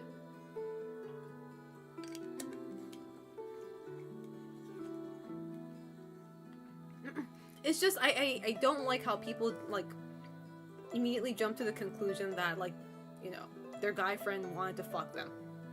You know? And like I said, I don't want to invalidate people who actually do go through that. There are men out there who do disguise as a friend, but they're only there for one thing. And that's why a lot of women are traumatized by that, so they get very triggered when their guy friends end up liking them that way. I get it. You know, I do get it. But anyway, because of all of that, my friend, he's also scared that, like, if she ends up, like, if he does end up, like, showing his feelings towards her, and she, you know, reacts that way or something, or, like, because, like, he doesn't want to make her feel uncomfortable, you know, at the end of the day. Like, he said he'd be, you know, heartbroken if she does turn him down, but at the end of the day, he doesn't want her to, you know, feel that way. So I'm like, yeah, that's a rough one. It's hard. You know, it's really hard, because, like, I've had situations like that where my guy friend ended up telling me that he had a feeling for me, and it's like, my first, I don't know, like, I don't jump to the conclusion, oh, he wanted to fuck me this whole time, you know? He never liked me as a friend, he just wanted one thing, you know? I don't jump to that, but, like, it does get awkward, though, obviously, right? Let's be real now. It does get awkward. It's like, oh, I thought you only saw me as a friend, but I guess I was wrong. Now I don't know how to interact with you, you know what I mean? Like, oh, how do I interact now, knowing that? It does get awkward, but it's like, you know, it's not malicious or anything, you know? But also, if he is really interested in her, he needs to make the relationship happen. If not, but then, I mean, I get it, but I mean, I don't know if, like, I don't know how many of you guys are guys in my chat. If I have any girls in my chat, I'm not sure. But I'm not gonna lie, it probably is rough for men to, like, initiate something, especially nowadays where anything can be taken the wrong way, you know? Like how, it's like, I guess one thing men have to keep in mind is, like, how do I not come off as a creep? You know, how do I come off as not overstepping, but still, you know, feeling it out and, like, actually, you know, letting her know that, hey, you know, I like you, but if you don't feel the same way, I'm fine, you know, I'll back off, I'll stop, you know? I feel like it's really, like, really weird. Not just that, but you got the whole speaking feelings, and it's really hard because, like, at the end of the day, it kind of, like, comes down to your ability of reading the room, you know, or, like, catching the messages from her, you know? Like, do you think she likes you that way? Like, do you see the signs from her? Are you sure those are signs and you just not overthinking? You know what I mean? It's hard. Like, I mean, women are, we're fucking, I'm like, man, we're complicated creatures sometimes. Like, we want to give off message to our crush, but at the same time, we don't want to look desperate, or, like, we don't want to come off desperate, so we conceal a part of our feelings while trying to show it and, like, giving them hints. And I know that's so fucking, like, pain in the ass. I know, I get it, but it's like, women are complicated. It's, cause at the end of the day, I mean, I think majority of women want to be asked out, rather than, like, the other way around, right? I don't care at the end of the day, because I'm the woman who actually asked out my first boyfriend, okay? I have zero patience. So I'm like, I don't have time playing games, bro. Like, if I like somebody, I'm gonna ask them out. Okay? Like, I don't have, like, I don't have the patience of waiting the other person to come to me. I'm like, so, but usually, generally speaking, women like to be asked out, okay? Rather than being the one asking, right? So that's why women tend to send off signals, signs, so that, you know, saying, hey, you can ask me out anytime now, kind of stuff, right? And sometimes it's very hard to catch that sign. I feel that even as a woman, sometimes women give very, very confusing signs. But nothing wrong with being a friend forever, but then he needs to let go of those romantic feelings. Yeah. How you doing, Lil Will 00? How you doing? I don't know those signals. We gotta learn to catch those signals. I don't know. I mean, I can only speak from my perspective. Hey, how you doing, KBG Revolver? Yeah, I'm going to Chicago for a fighting game tournament major called Combo Breaker. But yeah, so it's like, I don't know, like, every women are different too, depending on how they grew up, depending on their background, their environment. The way we think things are different. But for me, generally speaking, if I go out of my way willingly to make a situation where I will be with this man one-on-one, you best bet that I like that person in a romantic way. 'Cause like, I don't know, like, because like I said earlier, I usually prefer hanging out with a group of friends because I'm an extrovert. I like to be in a rowdy, like, friend group. I like to hang out with a lot of people, right? But if I'm going out of my way to put that aside and be like, hey, can the both of us just hang out privately? That's a sign that I'm actually interested in this person more than a friendship, you know? But that's just me, though. Some people, I don't know, everybody has a different way of approaching,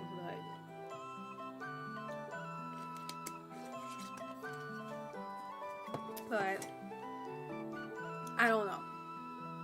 So I can't speak for Americans, because, like, Americans are so, I say Americans, but I'm American myself, but I mean, I haven't lived in America for quite some time, so I think my mentality is more Japanese. But Americans are more frank with their friends, because I saw a tweet, one of my friends tweeted this. But so I want to ask you this too, chat.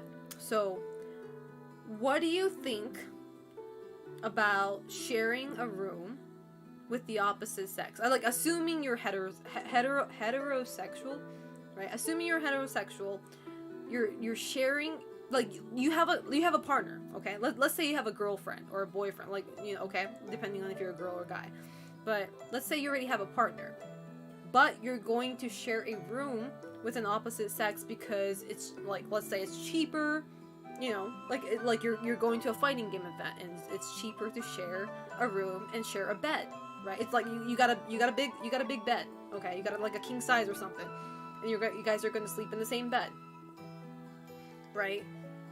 Is that okay? Like, are you okay with your partner doing that? Are you okay with your partner doing that?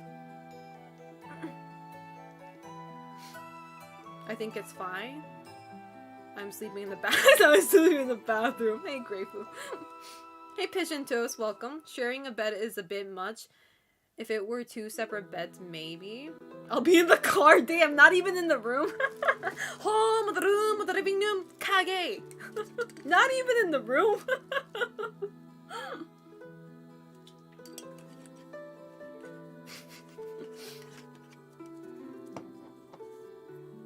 On the floor. Because, okay, so what my friend said was, he said that his girlfriend's totally fine, and he's totally fine with his girlfriend doing that. Because he knows, because he fully trusts his girlfriend, that they're not gonna cheat, and all that. But it's like, how you doing, Tui? How's life treating you? It's like, it's not even trust issues, though. Because, like, I mean, it can also be a cultural thing, but me, as somebody who was raised in a Japanese standard, even though I'm American, it is weird for me, for my partner to share a room with an opposite sex one-on-one, right? Let alone sharing a bed. I do not like that. I mean, if they're sharing the whole room with like a group of people, that's fine, you know, because they're not one-on-one, right? You know what I mean?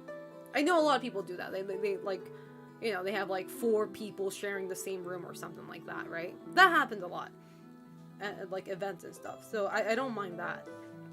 But if it's like one-on-one, I do not feel comfortable with that.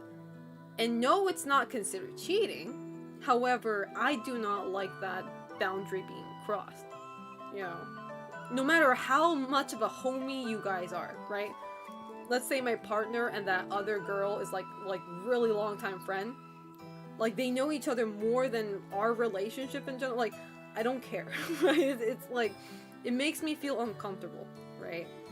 However, like I noticed a lot of Americans are okay with that. So I'm just starting to think, oh, this must be a cultural thing, bro. It's like it's got to be like a cultural difference at this point. You know? Exactly. It's like my partner right now, I know for a fact 100% he would never cheat. Like I do not see him doing that at all. Like I'm not even worried about that. But it still rubs me the wrong way if he did like share like a bedroom, let alone the bed, one-on-one with a girl, you know. It does rub me a wrong way. Even though I know 100% he would not cheat. You know?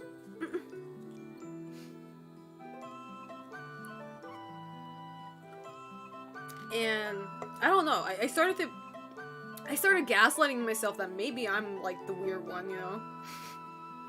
Thinking I don't like that. Because apparently a lot of people are okay with that. So I was like, okay. Okay, maybe I'm crazy then. Started gaslighting myself. Okay. Shit. Well. And I don't know, like, American dating culture is so weird to me.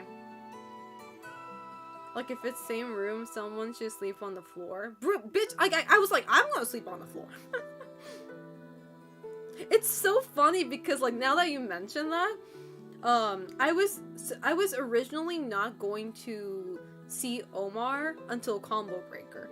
I wasn't going to see him during March because my business trip was never on the table at the time. So I was like, I had, you know, I was talking to Omar at the time.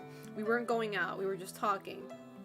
And I was talking with Ami about it because I did have a crush on him. So I was like, and then Ami asked me, "Are you gonna ask him out?" And I was like, I think it's a little bit too early for that. But if I do want to ask him out, I'm probably gonna ask him out in Combo Breaker because I'm going to Combo Breaker. And she's like, but I mean, she told me that, you know, we're sharing rooms. So for Combo Breaker, I'm sharing rooms with Ami and James and Omar, so it's gonna be like the 2 couple there, right? But at the time, I wasn't going out with Omar, so she was like, "Are you gonna share?" So Ami was like, "Are you gonna share beds with Omar?" I'm like, "Nah, hell no, I'm taking the floor, bro." I was like, "We're not going out, therefore I'm taking the floor, okay?" I'm like, I'm not sleeping in the same bed with somebody that I'm not going out with. I mean, I'm not Christian, but I sounded like a Christian bitch there. I was like, I'm used to sleeping on the floor anyway, because I get shit-faced all the time, so. Hey, if that's how you do, I was like treating you. I was like, I'm either taking the couch if a couch exists, or I'm taking the floor. So. I get that until something's official. Because, like, I feel super uncomfortable sleeping in the same bed with a guy friend, okay? I don't care how good of a friend I am with that guy. I do not feel comfortable. Girls, okay, but guys, no. Even if I'm single, I mean, I can't. It's weird to me, sharing beds. I don't know. It's just, maybe it's a me thing. I don't know.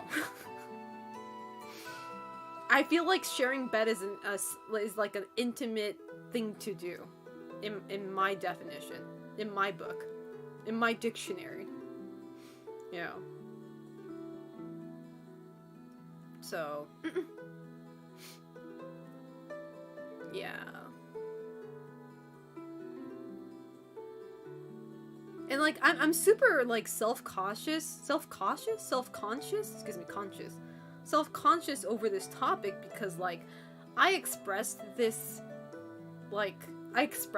to my ex-boyfriend before, my most recent ex-boyfriend before, and he was the absolute opposite. He was the type where he's totally fine sharing rooms, sharing beds with the opposite sex, even if he's not in a romantic relationship with them.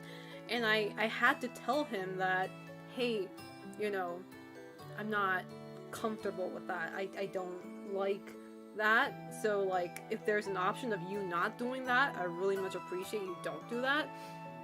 And then, you know, this bitch-ass motherfucker, he would use that every time, saying like, oh yeah, my girlfriend used to be so jealous, like she doesn't like me sharing rooms with another girl. And I'm like, yeah, I'm totally jealous. That's why I don't want you to share rooms with another girl. That's exactly why.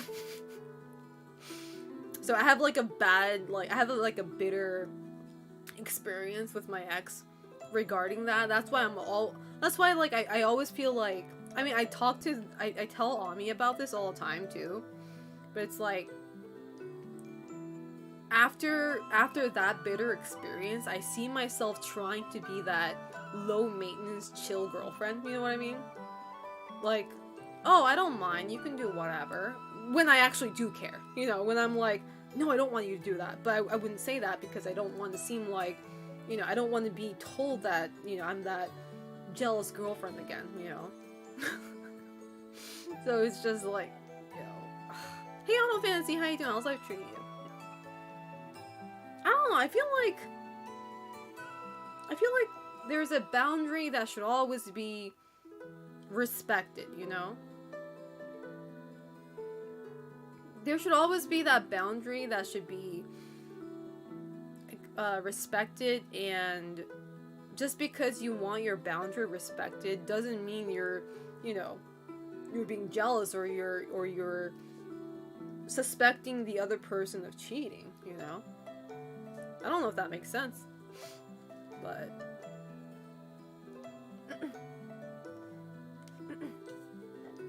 but yeah, so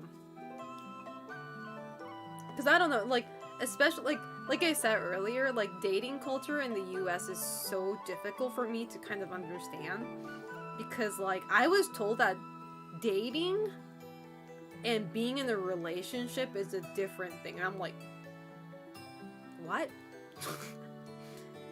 Because in Japan, there's only 3 phases, bro. There's the talking phase. Wait, there's the friendship phase, right? You're just friends.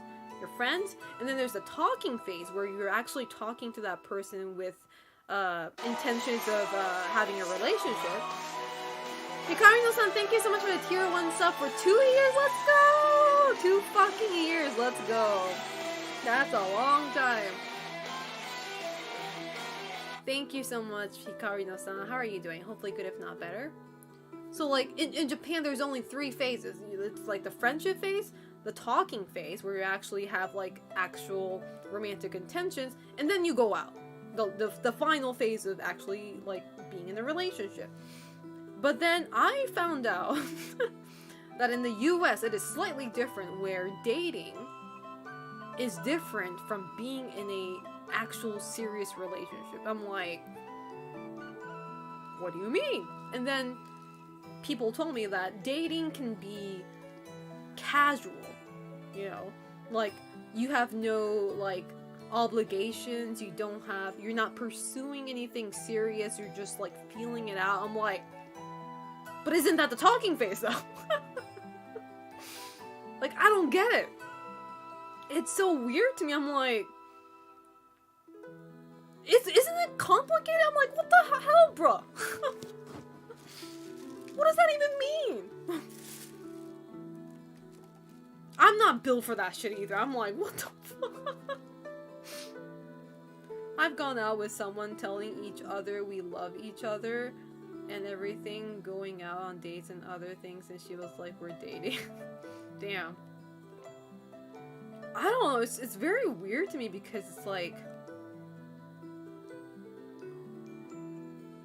The thing is, like, even the word date, like, oh, I have a date with this girl kind of thing, right? Even that term date, I don't consider something... this might be a Selena thing, but I don't consider something a date unless both parties have intimate feelings. If only one person has intimate feelings and the other person is like only see it as a friend, it's not a date, it's just hanging out. It's a hangout. I'm not going on a date with you, I'm hanging out with you. You know? Hey Persona, how you doing? How's life treating you? Yeah, so I'm like... just hanging there. I don't know, Americans are so fucking complicated. Even the word, the phrase, what is it, Sodium Lord, thank you so much for the Prime for 8 months, I appreciate it, thank you. Can you get a shout out for Sodium Lord? Thank you so much. I appreciate it. Thank you, thank you. This fly is fucking annoying me. But, even the phrase, I love you. So, you know how, like, I never really thought about this because I never dated anybody, I never got into, like, a serious relationship with anybody during my teenage days. Like, I had a crush on people, like, and there was, like, I had a guy where we weren't going out, but we were, like, we know we like each other, but we didn't, like, none of, like, neither side asked each other out kind of thing. So I never really went out with anybody with any Americans during my teenage days, right? But anyway, so you know how people casually say I love you to friends, right? Even guys say that to guys, right? Nowadays, they just like, you know, I love you fam, or like I love you bud, right? You guys just casually throw that word around. But then, like, when it comes to relationship, like, the phrase I love you becomes so fucking heavy for no reason. It's like, oh, you don't say that until you've been going out with this person for X amount of time, X amount of, you know, span, or like, it's not something you say immediately. I'm like,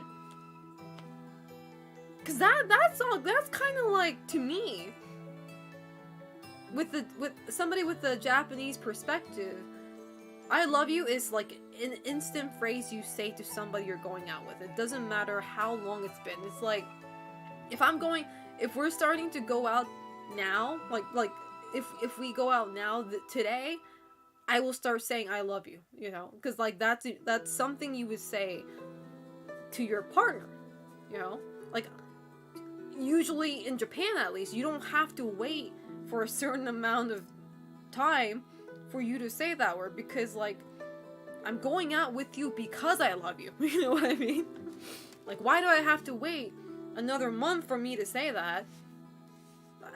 It's just so weird how that phrase is being treated in the US. It's like, oh no, you don't say that word yet. That word is like filled with commitment, you know? You're not supposed to say that word until you're ready. I'm like, I'm ready all the time, bro. If I'm going out with you, I'm ready 24/7. Like the hell? Hey Remo D Otaku, how you doing?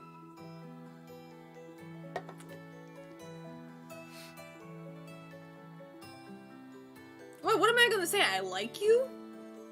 Bitch, I don't even say that to my friends, man. I tell my friends I love them. I like you. Because sometimes after the first 2 or 3 days, you realize that you were just attracted physically, not in love. That's such a you problem. Not you, Grim Story Teller. I'm saying, like, you as in, like, the people who feel that way. That's a them problem, bro. Okay? When I go out... No, not you. Like I said, if anybody feels that way, that's a them problem. You know? Because I go out with somebody that I know for a fact that I like, emotionally, mentally, and physically. So, I ain't going out with someone that I'm unsure of. So that's a them problem. That's something that they need to figure out on their own. I remember I had a partner that said, "You say I love you too much." Like, really? Damn. See, I'm the type, like, I like things being worded, you know? And I get it, like, actions speak more than words. I do believe that, don't get me wrong. I do believe that, but I'm the type of person who likes to hear it, you know, as well. So I love when my partner actually words it out.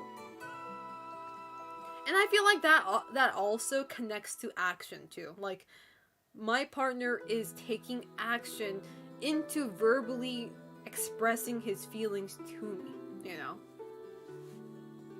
So, it's so funny because, like, there's always a debate where it's like, do you want to have verbal reassurance, or do you want to see actions? Why not both? It's like, why one or the other? Why can we not have both?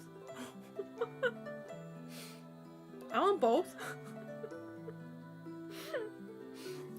Why not both?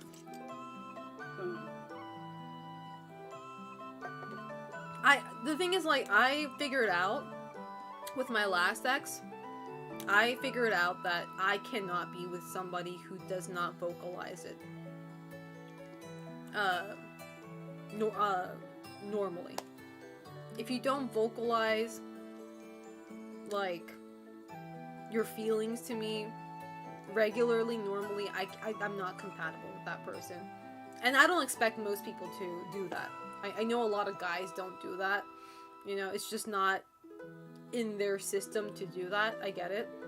I'm just not compatible with that type of person. You know, and there's, you know, nobody's wrong in that sense. It's just compatibility issue. So, I prefer men who goes out of their way to compliment me, say their feelings, you know, etc. I don't think it's that hard, honestly. But, you know, I guess it is for some people, so. But I learned that from my last experience, and I did not like the way my ex approached me, so. So you deserve, like, high-level boyfriend, no crusty losers. My partner right now is everything that I asked for. He vocalizes everything, he shows action, he's the most patient person ever. So, like, full disclosure, I had, like, a moment, because, like, I felt like I would never get into a fight with this guy. Because, like, there's, like, he literally never gets mad. He told me that he gets annoyed, but he doesn't get, like, furious, he doesn't get mad, in general. So I thought that, hey, I don't think I'll ever get into a fight with this guy. However, one day, I got mad over something. I got mad over something that was out of his control, right? So we didn't have a fight. He didn't, you know, he didn't yell back at me, he didn't argue with me. It wasn't a fight, it was just me being mad. Because there was something that really frustrated me, and I didn't like the way he reacted to that. So I got very, I was very emotional at the time too. I was on my period too. I don't know who needs to know. But I was being very unreasonable. So when I look back, it's like, my rage, my feeling is valid. However, the way I presented it is very, very immature. You know what I mean? Like, I still stand by the feeling that I had. However, I could have done better to, you know, express that, you know? But I didn't, so. But I got very mad at him. And the thing is, like I said, he did not bite back. Because I would have expected, because if this was my last relationship, oh my god, I would have gotten the heat. Right? My ex-boyfriend would have fucking chewed me out for 3 days after that, okay? But Omar, he was just, like, trying to calm me down, first off. He was trying to calm me down, but also trying to explain, why he acted the way he did and apologize for the way he acted. And it's like, I don't know, like, I feel like, oh yeah, my ex was like, I hate to put it this way because this is such a Japanese way of saying it, so don't take this word. I hate saying this myself as a woman, but there's this phrase in Japanese called rotten women. And this is specifically used for men. Men who drag certain grudge or certain like thing like that for a long time. We call them like you're acting like a rotten woman. I hate using that term because like it makes women look bad, but it's like, you know, you're a man, you're supposed to fucking, you know, like, you know, we apologize, problem solved, you should not be dragging that forever, right? But when a man drags something for a very long time, we call them a rotten woman. Like, fucking get over it, bro. We came to a conclusion. How long are you gonna drag that shit? You know? So. But yeah, that's how my ex was. Like, he would chew me the fuck out. It doesn't matter how much I apologize. He would chew me out until he felt better, so. And I'm experiencing the absolute opposite with my current partner, so I feel very bad that every time I get frustrated, like, I say every time, but like, I don't get frustrated with him too much, but would you ever want to ask out another girl? I mean, no, because I'm with a partner right now.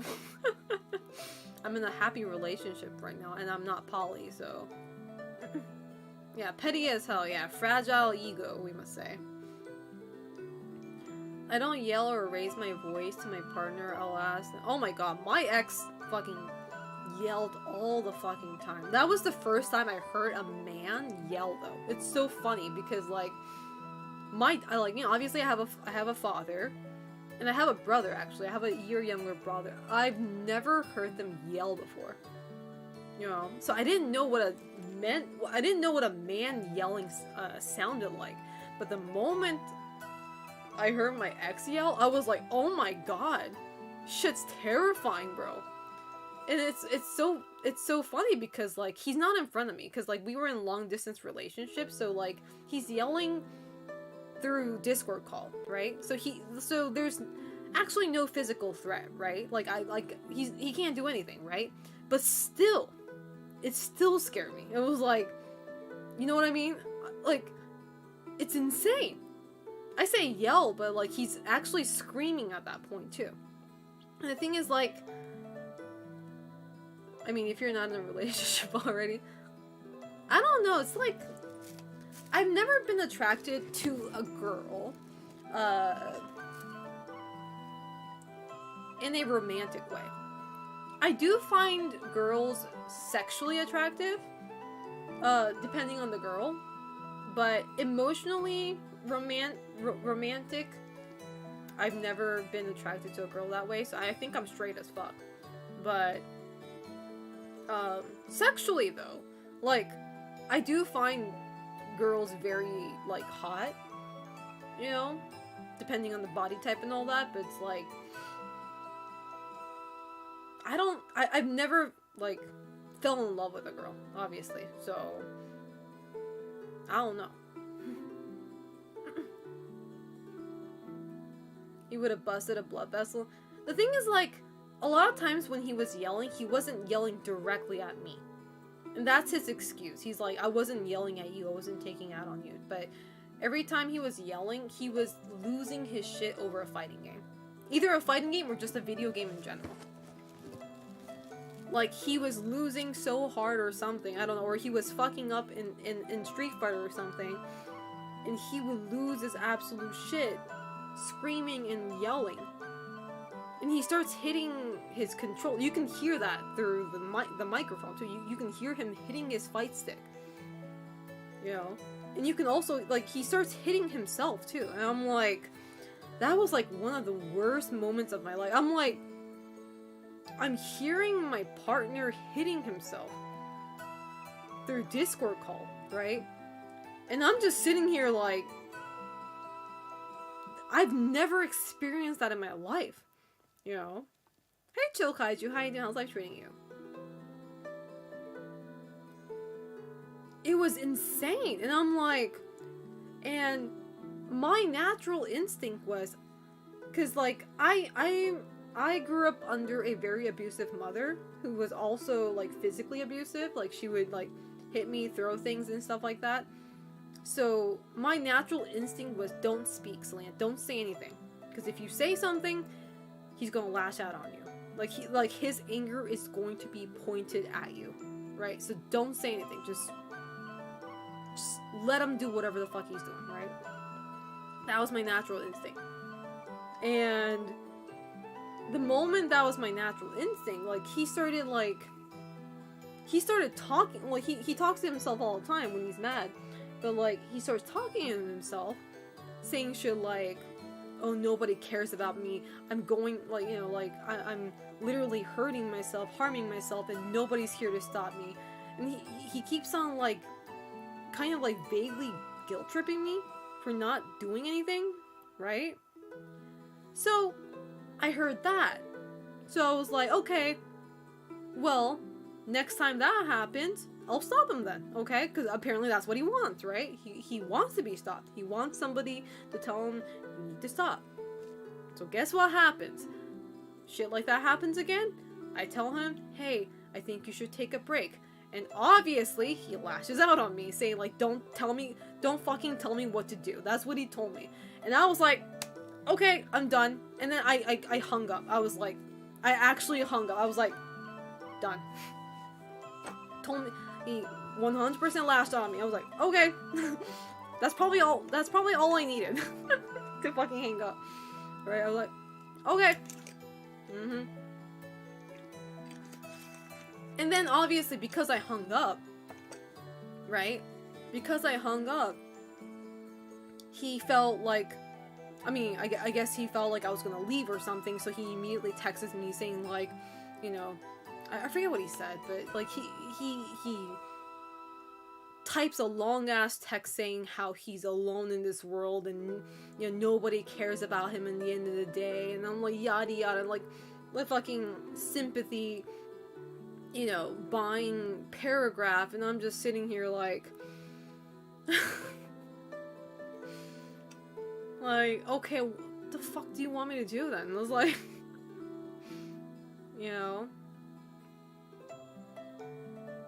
it really fucking sucked. And after all this talk, though, I'm not gonna lie, I was a very problematic girlfriend too. I wasn't perfect, by the way, by all means. I was not perfect. I was mentally unstable, especially because, like, I was going out with this person during the pandemic, right? Like, we started going out during 2020, when pandemic hit hard, right? And our relationship lasted, it was on and off. Like, this relationship was on and off for 4 fucking years. Up to 2000... I mean, actually, we weren't going out in 2024. 2023. That's where it ended. But, like, it was on and off all the time. You know? But it's like, I was also unstable because of the situation of the pandemic. And it's like, I always felt like, because we were all quarantined too, right? So we were always, like, we felt very alone, right? And my way of distracting myself from that loneliness was like the voice chat that I had with that person. And it was the same for him. He, like, the only person that he could call at any time of the day and would pick up with me. He had nobody else at the time. He had friends, don't get me wrong, but like, he didn't have the strong bond with his friends where he can just like rely on them in an emotional level. But anyway, so that's why, like, I was also very depressed at the time. I didn't know what depression was until pandemic hit. But I was depressed. I was not the perfect girlfriend for sure. 100%. I was not, you know, I was not good in general. Um, but the thing is, like, the more I explain my situation with this person to my friends, the more they tell me, Selena, you keep on making pandemic your excuse, but I feel like you became the way you are because you went out with this guy. And then I went back and looked at myself and was like, yeah, you're kind of right. It's like, I became the pessimistic, the very person I am because I went out with this guy. Because, like, I don't know, it's whether that be the negativity or I don't know what it is, but, like, it was very infectious, you know? Being with this guy, I got all the negative things from him. And I started reflecting, I started doing the same things that he did, you know? Which for the most part is like being passive aggressive. It's like when we got into a talk, when we did, you know, when we had like arguments and stuff like that, he would be such an asshole, right? He's that passive aggressive, narcissistic guy, you know, who would have an argument for the sake of winning. He wasn't arguing with me to have a mutual understanding. He was arguing with me to win the argument and make me apologize, you know? And that eventually got infectious to me, and I saw myself doing that too. Like, when I got into argument with him, I was, you know, more focused on how do I prove this guy wrong, you know, and I'm in the right, you know? Hey, Devil Chris, how you doing? And that's when I started to gradually notice that this relationship is fucking toxic as fuck. I'm not learning anything, you know, helpful in my life. I'm only becoming the worst version of myself being around this person. And I'm pretty sure it was the same for him too, but...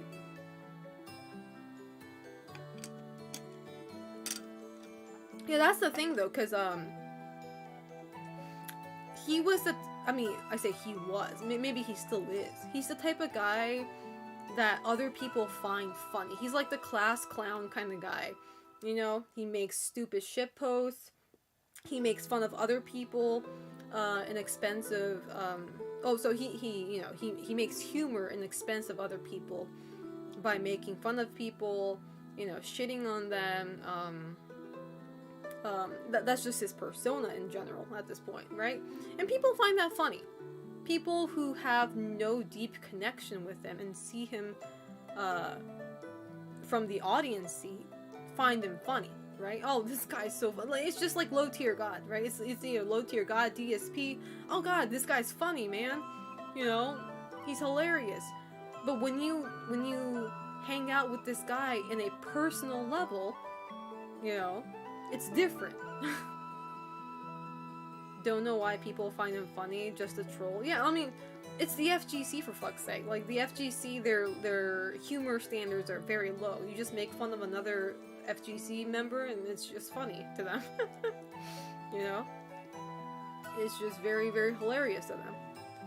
And then the funniest part is, like, they start to wonder, these sort of people start to wonder why they're alone at the end of the day. They're like, oh, you know, nobody cares about me, nobody's actually there when I need them. Well, I wonder why.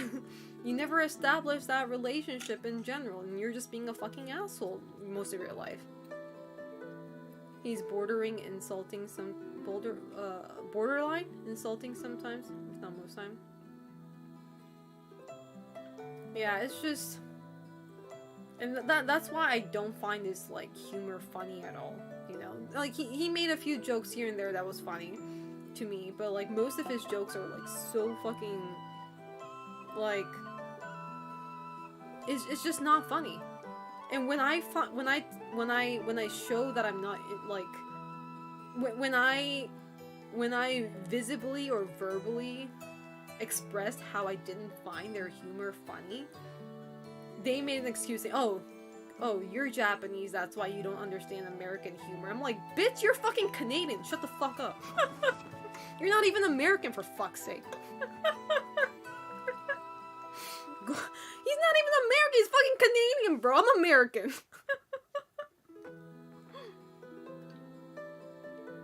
I'm the American in this relationship. You're fucking Canadian, for fuck's sake. Canadian. That's the funny part. Yeah, that's the takeaway. He's not even American. That's the funny part. So, and you know what sucks though?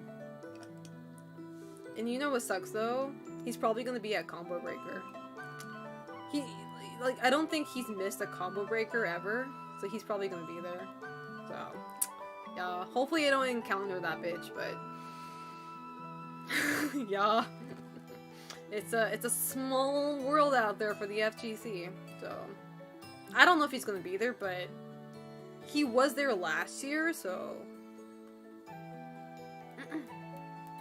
Do you keep playing with the RE4 controller? No. Yeah, I hope I don't either. You got your friend group? Yeah, true.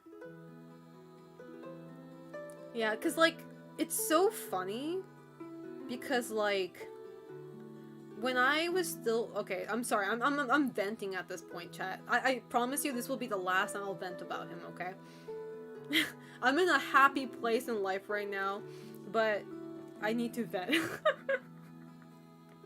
I need to vent because I know I'm gonna see him at some point. But so when we were still in good terms, right? When we were still in a relationship and when we were still, you know, in a good place, he would constantly bitch about one of his ex, right? He's what's that guy from I keep on forgetting his name. What's that guy from Baldur's Gate 3 who makes his whole personality about talking about his ex? He's like that guy. What's his name? I don't remember his name. Gale, yeah. My ex is literally Gale. He talks about his ex at least once a week. I say at least. He talks more, but like he would bring up his ex all the fucking time. Whether that be a good thing or a bad thing. Okay. He has a bunch of exes, by the way, because apparently he failed in a lot of relationships, which I'm not too surprised over, but I'm pretty sure he has more than 10 exes, but anyway, that's besides the point. But there's this one ex that he always bitches about, saying that, like, she, like, the gas. Well, anyway, the breakup ended up in him getting death threats from random people and shit like that, right? And obviously, I was his girlfriend at the time, so I believe everything what he says. Obviously, I'm gonna, like, why would I ever doubt what he says, right? Like, oh my god, I would say, you know, that's horrible. I'm sorry you went through that, right? That's really generally a horrible experience. And he tells me, like, so he went out with this one girl, and she said something that made him feel very uncomfortable or something. He didn't really, like, he was very vague about it too. He never really told me what it was. But he said that she said something very disgusting in the public, in front of many people. I think, I'm not sure, but by the way he said it, like, I think she degraded him, I guess? Question mark? Like, treated him like a dog or something in front of many people, and he didn't like that? Whatever. But, so, he said he ended up, ending it with her, right? You know? He said, I'm okay with that. I'm okay with that. Tui, please. Tui, sit down. We'll get to that later. Okay, sit down. Tui, we know what you like. Sit down. But anyway. He said yes. But anyway, that's what happened. But, like, he ended things with her, apparently, right? And he made during the pandemic, he made a twit longer. Not about her specifically, but he made a twit longer about, like, why he feels, like, solidarity, like, why he feels alone, and why he's the way he, like, I don't even remember what the fuck it was, but, like, his ex was in that twit longer. He didn't name drop, so I didn't know the name of the girl, but he didn't name drop her. But he included her into that tweet longer, saying like, you know, there was this one phase in my life where, you know, I broke up with my ex-girlfriend, and that resulted in me getting death threats and whatnot. And, you know, obviously I believe that as a girlfriend at the time. It's like, oh, this is horrible, this is terrible, he went through that. But then as, like, the years go on, and I, you know, encounter my own hardships with this guy, I start to feel like maybe there's two sides to this story. You know what I mean? It's like, and I start to learn with this relationship. I know it's pretty, like, late, but it's like, Ami told me this too, but, like, it takes two to tango, and it's never one side's fault. You know, there's always two sides to a story, and one person will always, you know, one side will always speak things as if they're the victim, right? And my ex is very good at doing that, by the way. He is very good at, you know, presenting him as a victim, right? So that everybody feels sorry for him. But with that being said, I went through a lot of hardships with this guy, to the point where I started venting to mutual friends, because, like, we have a lot of mutual. That's what it sucks in being in the FGC too, by the way. Don't date in the FGC chat, or in the same community in general, because you're gonna have mutual friends that you just can't cut ties with, and you're going to bump into them at some point. But anyway, Sadler! Thank you so much for the Prime for 4 months. I appreciate that. Thank you. Thank you, Sadler. I hope you're doing good. But it's like, so I made for the first. I forget when I made it though. I think it was back in. Maybe I think it was 2023. So I made an alt account for the first time in my life on Twitter. I never made like a private account, but I made a private account for the first time on Twitter during 2023, because I was really going through it with the breakup with this guy, and I really needed a space to vent without, like, putting that on my main. And only my very close friends and mutuals are able to follow that. And one of the mutuals who saw me venting DM'd me saying, hey, you know, this all seems very familiar, because I remember that the girl that he used to date before you, you know, went through the same shit, and she went dark. Like, she just disappeared from social media for quite some time, because of the harassment she got. And I was like, what? Right? And so he told me more about it, and I'm like, I started to understand that a lot of the things he told me was super over exaggerated, and he was making it more dramatic than it is. You know, saying like, oh, you know, she humiliated me in front of all these people and said very disgusting things to me, and then like, and a lot of things were so false, because like, what was it? So in his twit longer, he mentioned that he went, after they broke up, he went to her, because she's an artist apparently. So he went up to her artist alley booth, and just to say hi to her, right, after the breakup.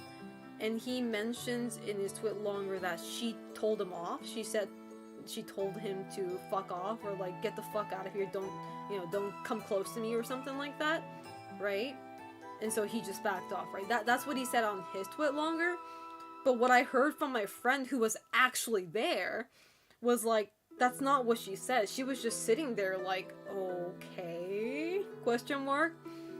You know, and like, I'm hearing different things, but the thing is, like, I would have believed him more if I was being treated right. You know what I mean? But the more I experience my own personal shit with him, the more I felt like the things I'm hearing from my friends are more valid. You know what I mean? It's like, I don't trust this guy anymore. Like, I trust these mutuals who are actually telling me different things. You know? And that's very sad. It's like, I don't believe this guy anymore. Right? It's like, I'm convinced through my own experience that what he is saying is either over-exaggerated or 100% just false. Yeah. So, yeah, it's insane. It's really insane. What's more insane, though, I kind of laugh at this one, though. I kind of laugh at this one, but, so, this is recent, actually. I broke up with him, last year, November? No, yeah, beginning of November, before Thanksgiving. I broke up with him, and I think it was around January or February. My friend tells me that, like, she keeps on updating me and stuff like, oh my god, so I say my friend, Ami, but Ami and we have like a friend group that we share, and a lot of the people in that friend group knows Jeff personally, not through me, personally, and they all hate him. Not through me, though. It's not like I told them. It's not like I influenced them. They hated him before I even dated him, you know?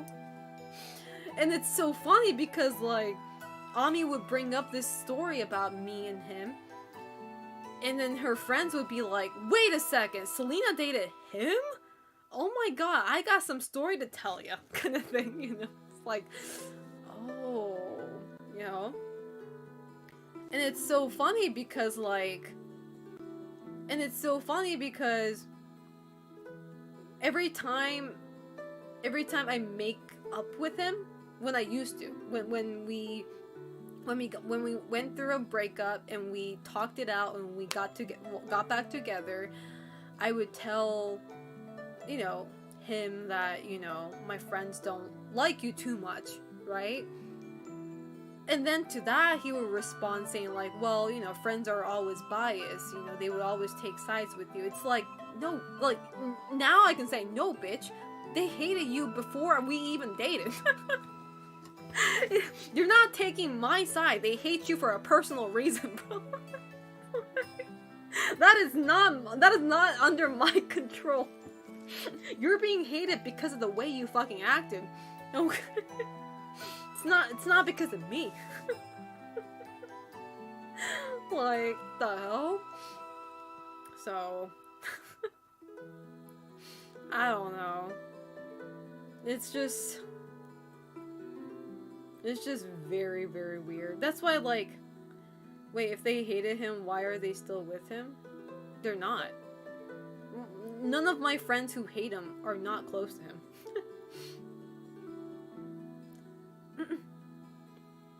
Homie was like, do I suck? No, everyone else is just wrong. That's literally his mentality. That is literally his mentality. Like, if people don't like him, he's more like, oh, they're the ones in the wrong. They're the fucking crazy ones. That is literally his mentality. Damn, bro, I reevaluate my life right there if I knew friends ain't like... The thing is, like, there are people who likes him, though. That's why he doesn't see it. You know, there are people who choose him over, like... So, because, like, we had a lot of mutual friends. A lot of people started to unfollow me after the breakup, and I instantly knew that he's probably talking shit about me behind my back. And he convinced these mutuals to probably unfollow me eventually, right? Thankfully, the people who did unfollow me aren't like... They were never close friends to begin with. I never had like a strong bond with them, so like I could care less. They at the end of the day, they won't...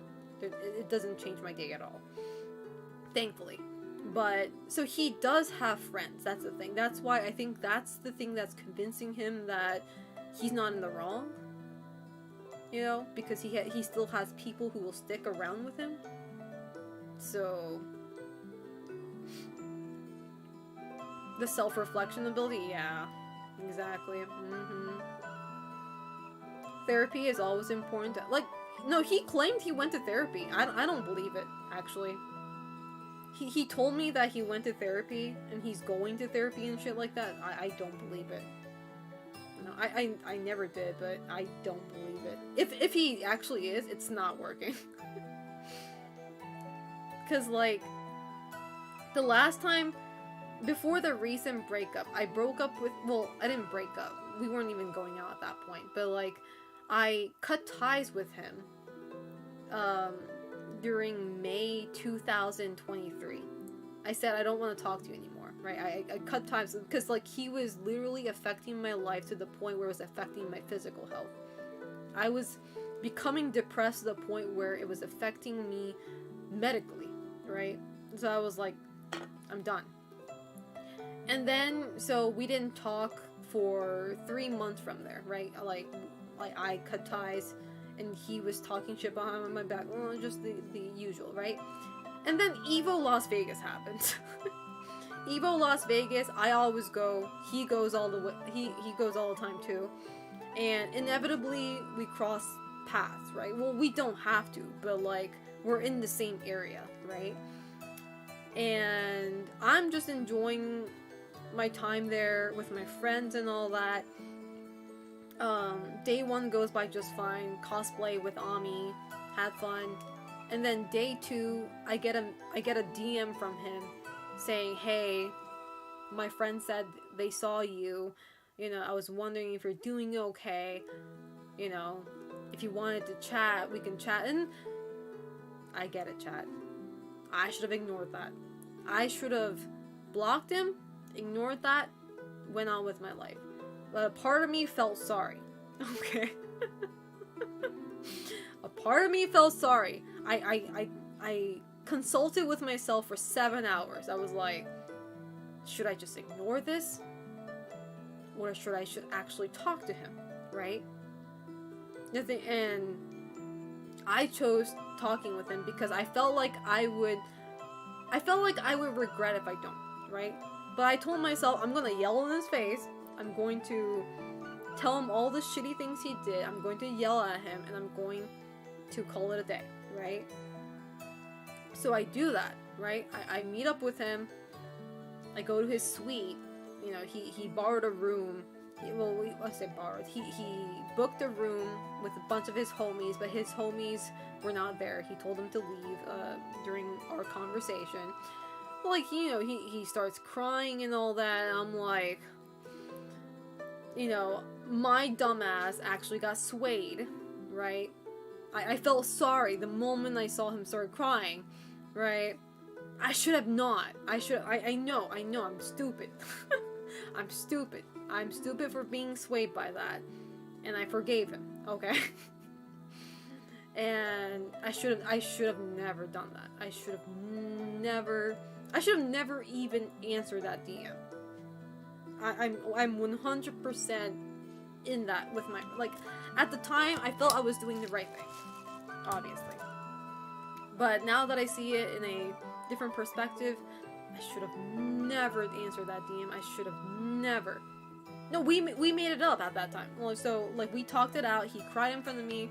I yelled at him. I still yell at him, by the way. I told him all the shitty things he did, you know, and all that, and he apologized while crying, right? So we made it up, saying like, okay, well, I forget what we said, but we made it up and just, you know, went on with life, right? But worst mistake ever, because he didn't learn shit. He did not change a speck. Like, and I should have known that. We've been around each other for 4 years. I should have known he's only like that when he wants me back in his life. There you go. He only apologizes. He's only, you know, apologetic when he wants me back in his life. Otherwise, like gradually he becomes, what is it, complacent? And that's when he shows his true color again. And I'm like, it's happened so many times, Selena, why don't you learn? But the good thing is, it is very toxic, don't get me wrong. However, in the last breakup, which was again November last year, that was the first breakup where I actually felt like, oh, I don't have any more feelings for this person. Like, I was absolutely done. I actually felt great because it was really weird. Well, obviously I felt horrible at first, right? Because I felt like I was going to be alone again. But by January, I felt so liberated. I was like, oh my god, I have my shit together again. I don't have to emotionally rely on this toxic man to know my self-worth anymore, you know? It felt so good. Like, I'm finally... because I used to be an optimistic person. I'm back at that, but like, I used to be this optimistic person, but ever since I started dating him, like, I was so pessimistic, always like sad, always doubting myself and all that, you know, didn't have that confidence at all. But the moment I fucking unleashed myself from that shit, I was like, shit, I'm back in 2019 or some shit, I don't remember. You know, so I feel I am in a much better place right now. So yeah, the only concern, like I said, is I might see him during Combo Breaker. You know, hopefully I don't, because I don't know how big the Combo Breaker venue is. I think it's pretty big, right? I think maybe not big as Evo, but pretty sure the chances of me coming across him shouldn't be that high. You know? So it's like, I feel like I'm going to get an allergic reaction just hearing his voice, you know, because he has this really loud voice, and I'm like, if I hear that from across the venue, I feel like I'm going to start, like, what's the word? I'm going to have a concussion or something. You know what I mean? So hopefully that doesn't happen. Selena starts spazzing out. Selena starts spazzing out. But yeah, so I don't know. But yeah, thank you guys for listening to me venting though. All I have to say is that guy's probably going to be alone forever unless he fucking fixes himself. It's so funny. I actually told him that too, and he reworded everything I said. I actually told him once that if you keep this up, you're gonna end up being alone. That's what I said, word for word. And he reworded that by saying that, oh, my bitch of an ex told me that I'm gonna be alone forever. Like, he just cut out the whole thing that I said beforehand. If you keep up with this, you're going to be alone. And he just fucking, you know, he would do anything to portray me as like a horrible human being. It's like, okay. Whatever, you're just proving my point right now, you know. You are just proving my point right now. Because I swear to God, there is not a single woman out there who is gonna deal with the shit that I dealt with unless they're such a submissive bitch, okay? More than I. I'm not even a sub, but I was being the most submissive bitch in this relationship. And you gotta go beyond that if you want to be with this guy. And I don't think most women are like that. They're gonna eventually find out, oh shit, I can't be with this man because he is ruining my life. So I don't think he has a girlfriend right now. If he does, man, shit, good luck, I guess. Yeah, the amount of patience oh my god. And I do feel like a part of that patience was, again, my weakness of being alone in the pandemic. I really do believe that. Because, like, again, I started going out with this guy during quarantine where, like, we were all isolated, right? And I didn't really have I didn't have a like, I don't have a family till this day, right? I don't have a family that I can rely on. And he was pretty much the only person that I contacted every day. And I called every day. So it was more like, if I lose him, I have nobody else kind of mentality, right? So my tolerance pretty much came from the fear of being alone. And, like, you know, being isolated. So now that I don't have that, now that we can freely go outside and see the world, you know. You know what really sucks is like when your friend asks you, what do you like about him? And you can't answer. That's like the shittiest feeling ever. I got asked multiple times by Ami, like, what do you like about him? Like, what do you see in him? And I'm like doing my best to grasp anything that I can say to defend him, right? I'm like, there's gotta be something, bro. Right? Like, he's helped me in the past? Question mark? And then Ami's like, yeah, sure, he's done that in the past, but what is he doing for you now? And I'm like, yeah, about that. So, I was like, I don't have anything nice to say about him, you know? Other from he sends me pictures of his cat. That's the one thing I miss, though. If I miss anything from my last relationship, it's the kitty that he had. I miss his cat. I don't miss him, but I miss his cat.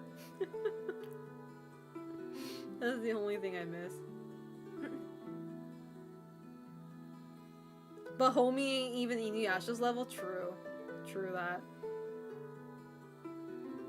But yeah, so anyway, I'm the moral of the story, or the summary of the story, is I'm very happy that I am in a better relationship right now. Cause like the thing is, like, I met Omar in the middle of me healing, if that makes sense. Cause like, again, I broke up with this guy during November, and I got to know Omar at the end of January, and I was not looking for a relationship at the time. I was doing just fine, hanging out with friends, hanging out with Ami and stuff like that. I was like, okay, I'm not ready for a relationship, bro. It's like, I gotta fucking get my shit together, right? So I was not expecting any of that, and I don't know, it's like, I didn't want to jump into a relationship either, because like, I didn't know if I was like emotionally and mentally capable of making somebody happy, because like, relationship is like both ways, right? Like, I don't just receive, I also have to give, but I didn't know if I was ready to give, right? Especially, I'm not a perfect human. I'm very immature, by the way. It's like, you guys can probably tell, I'm not very good at relationships. I'm very immature in a way. And I was like, I don't know if I'm ready for this shit, bro. But, I mean, here we are, I guess. I'm still immature, by the way. But, it's the good thing about being with my current partner is that he actually makes me want to do better. You know what I mean? I don't know, like, he's way more, he's younger than me, but he's more, his emotional intelligence is like, mental intelligence is way higher than mine. And every time I'm around him, I feel like I need to do better. Like, he makes me want to do better. So, I don't know. I don't deserve him. I feel like one day he's gonna get sick and tired of my drunk ass. We'll see. We'll see during this combo breaker. We'll see during this combo breaker if I get shit-faced or not. I know I'm gonna get shit-faced, but I hope I am tame while I'm shit-faced. I hope I don't do anything stupid. Vomiting's fine. Well, it's not, but, you know, naturally speaking, people will vomit if they drink too much. When I do something stupid, I hope I don't say something stupid. Hey KC Fusion, how you doing? I was live tweeting you. Well, that's a strong relationship. I just think he's very tolerant, though. He's just very tolerant. At some point, that tolerance is going to... I don't know. Ami told me this too, but like, Ami and James told me this, but like, they were like, you need to be with somebody who's willing to be patient with you. And my past partner was clearly not that. He did not have it in him to be patient with me. And I mean, the thing is, like, I don't expect somebody to be patient with me. At the end of the day, if they can't do it, they can't do it. But the thing about, and Ami and James know that too, but what all of us agree on is, like, if you don't have the patience, don't fucking come back. Every fucking time. Every time we had a breakup, he would always come back at like 3 months later, you know, wanting to rebond or something. And it's like, dude, you clearly don't have the patience. Why do you keep on coming back? You know? And my stupid ass always took him back in. So, that's on me too, but... that's on my end too, but... but anyway, never mind the... Thank you for listening to me venting, though. I had to get that out of my system real quick. Especially, like, I usually... The funny thing is, like, I don't think about my ex anymore when I'm living my normal life. My daily life, if that makes sense. But circumstances like this time where I know that I'm going to be at an area that he most likely might be as well, does bother me in a way, because I do not want to encounter him, and I probably will.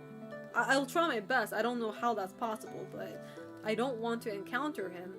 But the whole thought of I might encounter him does bother me. So I'm trying to get it out of my system, because, like, God knows he talks shit about me behind my back to all of his other FGC friends, right? So it's always scary to me going to FGC events thinking, oh, who hates me this time, right? Who heard shit from my ex and has a bad reputation of me, you know? So it really sucks, because I really don't know who doesn't like me and who does. So it's always like a gamble. It's like, oh my god, you know, who am I gonna be awkward with this event? So sad you're avoiding a place that... The thing is, like, I'm not avoiding anymore. The thing is, like, so his other ex, I told you guys earlier, his other ex went dark because she got harassed, quote unquote. I'm not sure what level of harassment it was, but, like, after the breakup, she got harassed by a few people, apparently, according to what I heard. But she went dark and she just stopped going to events and stuff like that. The good thing about me is this guy single-handedly cannot stop me from going to places. Like, this man does not have the power to bring me down. He's not like a big influence or anything. He's not like a pro player or anything. He literally does not have the power to override me. If anything, he knows himself that I have more power than he does. That's why he doesn't want to mess around with me. It's like, I am not going to stop going to FGC events. I am not going to stop going to any events in general because of this single asshole, you know? So, oh, he's a dick, yeah. Like, he has zero power over me. Like, literally, he can't do anything. I'm not, especially because I'm not an FGC influencer. I only go to fighting game events because I have friends there. You know, I'm not, like, a fighting game influencer. So, maybe if I was a fighting game influencer, maybe he can use his connections to, like, you know, isolate me, maybe. But I'm not a part of the FGC. I just go there for fun. So he can't do anything to me to bring me down. He literally does not have that power. Just the power to give out random game codes! Sukotsuto. I'm gonna have to frame that. He said just the power to give out random game codes. I'm going to have to frame that at some point. Oh my fucking god. And I assure you, chat, I assure you 100%, 100%, I assure you, this whole talk that I'm having right now, this whole stream I'm having right now, he's gonna hear about it. Whether he's watching the stream himself or he hears it from his friend, he's gonna one way, because I know he stalks my socials. There's no way he doesn't. I know for a fact. Every time we break up, he stalks my socials. So I know for a fact that he's going to get a hold of this conversation. And when he does, he's gonna try to do like a comeback, I don't know, like a twit longer or something. I don't know what he's gonna do. He's gonna do something to make to buy sympathy from other people, so I don't know. Good luck with that, I guess. He's in his fucking 30s and still doing that, so. Well, sucks for him to suck, true. If he's watching right now, what is your message for him right now? What is my message for him right now? You know, that's what I asked myself, like, if I ever did, let's say if I ever did encounter him at Combo Breaker, or if he encounters me at a Combo Breaker. See, the thing is, like, I don't even want to consider him as my ex. I do not want to have any sort of connection with this guy to the point where I don't even refer to him as my ex. I'm only referring him as my ex to you guys so that you guys have context in the story. I would like to just say I don't even know this guy. I've never met him. I've only heard of him. Don't know who this guy is. He's not my ex. Never dated him. Period. That's what I want to happen. He's just that horrible. He's the worst relationship I've ever had in my life. And I say that over the first abusive ex that I had. At least my first controlling ex still showed affection to me. Okay? I don't even want to be his ex. I don't want him to refer to me as his ex. It's embarrassing to me. I have never dated this guy. Hey, my ex-wife, how you doing? That's how bad it is. It's embarrassing to be referred as that guy's ex. I don't want that. Ecdysis says something about that. Damnatio, I can't even read that. Which essentially is to erase someone out of history. That's exactly what I'm doing. That is exactly what I'm trying to do. The only reason I'm failing is because I know he's gonna. I know for a fact that he's probably gonna be at the event that I'm gonna be at. So, hey, Mr. Gorilla Face, how you doing? The thing is, like, I already moved on in terms of emotional things, right? Like, I don't even have a speck of the feeling that I used to have for this guy, which is great for me. It's like, I'm not dragging this anymore. Like, I'm done, you know? The only thing is, like, every time I get reminded of him, I get so mad. You know, I remember the horrible things he did. I remember the heartless things he said to me. And you know, like, it starts to boil, right? And I really shouldn't remember all that. But it's like, it's hard to not think of it when I know that I'm going to be going to an event that he's probably going to be there, right? So, if it's an event that he, like I was doing just fine not thinking about him for so many months. But I'm going to Chicago. I'm going to fly out tomorrow. Going to Combo Breaker. And I'm pretty sure he's gonna be there. I don't know, for his company or something, because he works for a game company as well. So he might be there for his company. I don't know. I hope he's not, but I'm pretty sure he might be. So, and if that happens, I might encounter him. Who knows? But the good thing is, again, I'm with my friends and Omar, so.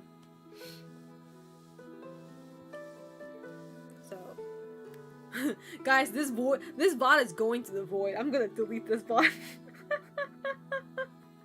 didn't mean to vent so hard. Oh my god, I vented so hard. I wasn't going to. It must have been my weakness there. I was not supposed to vent this hard tonight. This VOD is going to the void. It's the 3 a.m. talk. 3 a.m. talk. Gotta let it out, man. The 3 a.m. talk. So. Yuppers. I can see the fly. You so shut up. We don't talk about the uninvited guest. Wait, you're deleting it? You damn right I'm deleting this shit. Venting to a bunch of strangers on stream sounds like some decent therapy for real. Mind you, you might be a stranger to me, but not my community.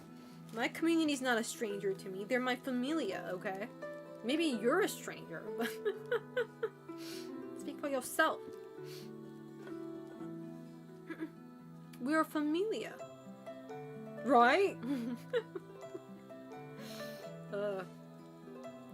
But yeah, chat, so I'm going to leave my house in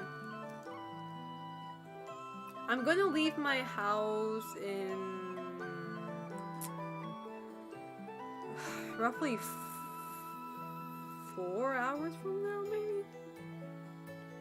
I think 4 hours. Yeah, because for international flights, you want to be at the airport 3 hours prior. So... Hey Freyon, it's been a hot minute. How you doing? It's not a rush hour. Rush hour in Japan is like 8 a.m. Yeah, pretty much from 8 a.m. I ride the train before that. So I might even just take the taxi for fuck's sake.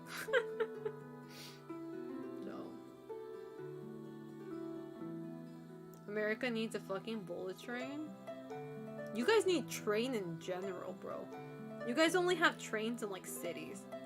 America should have trains everywhere. I can't believe that's not a thing yet.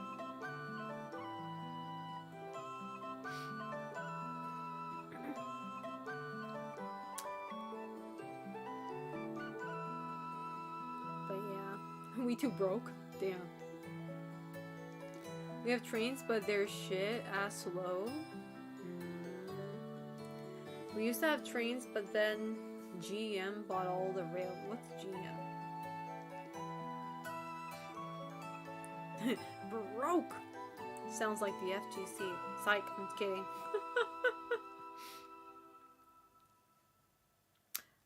Guys, you guys never answered my last question that I have from my last stream. What should I buy as a Chicago souvenir? What do people typically buy for a souvenir from Chicago?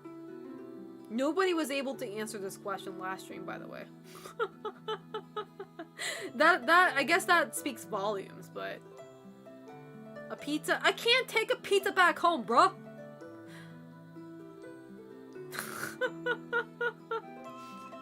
Waffle House, sure, I can get that shit from Florida, for fuck's sake.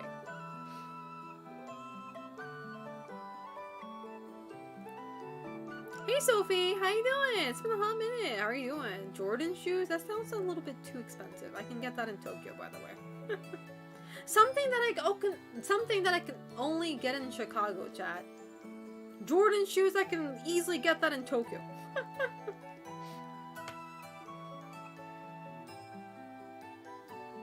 Go to one of the museums and get a scale model of something? What the fuck does it even mean? Magnets? They're practical for anyone, to be honest.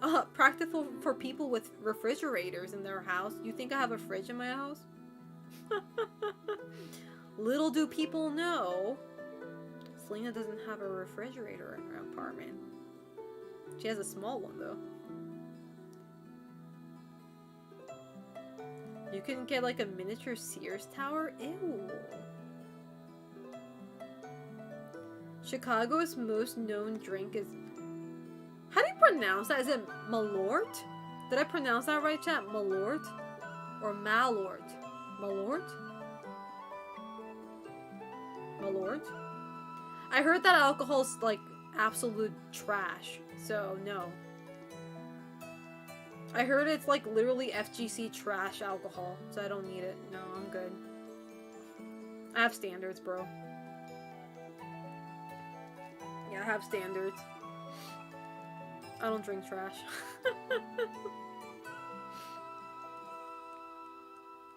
Gross ass shit. I pour that onto my plants, bro. Drink up. You don't get it for yourself? Well, I'm asking for a souvenir for myself. The hell you think I'm gonna get for other people? Poor plants. Poor plants. Taste the Chicago. Yeah, you know what's funny? Somebody posted a picture on Twitter of putting a cicada skin in a Malort shot. And people were like, oh my god, this is so gross, I can't drink it. And Ami and I were like, the only reason we can't drink that is because of the Malort. Not because of the cicada skin. We're like, oh, that alcohol is gross as fuck. If the cicada skin wasn't like gin or something, we would drink it. And like, and they ew, gross. It's not even the cicada skin, bro. It's like, the hell? Who the hell's gonna drink that shit, bro? Change the alcohol, man. Switch it up. Dude, I've already ate bugs in my life, okay? I've eaten crickets, I've eaten grasshoppers, I've eaten a fly, I've licked a snail. Dude, a cicada skin is nothing, bro. It's only a skin, too. It's not even an actual cicada, bro. Jesus Christ. Talk about not having balls. Jesus. Who crushed your balls before you grew up? Fucking ballless bitches. Grow the fuck up. Man up. Cicada skin's like nothing. You're not gonna even taste it because of how nasty the alcohol is. The alcohol is going to erase any flavor the cicada skin has because of how horrible that alcohol is. Jesus. You're not gonna even taste it. Now, if it's like a whole ass cicada, I get it. If it's the actual bug inside the alcohol, I get the sentiment, okay? I get why you guys will resist that.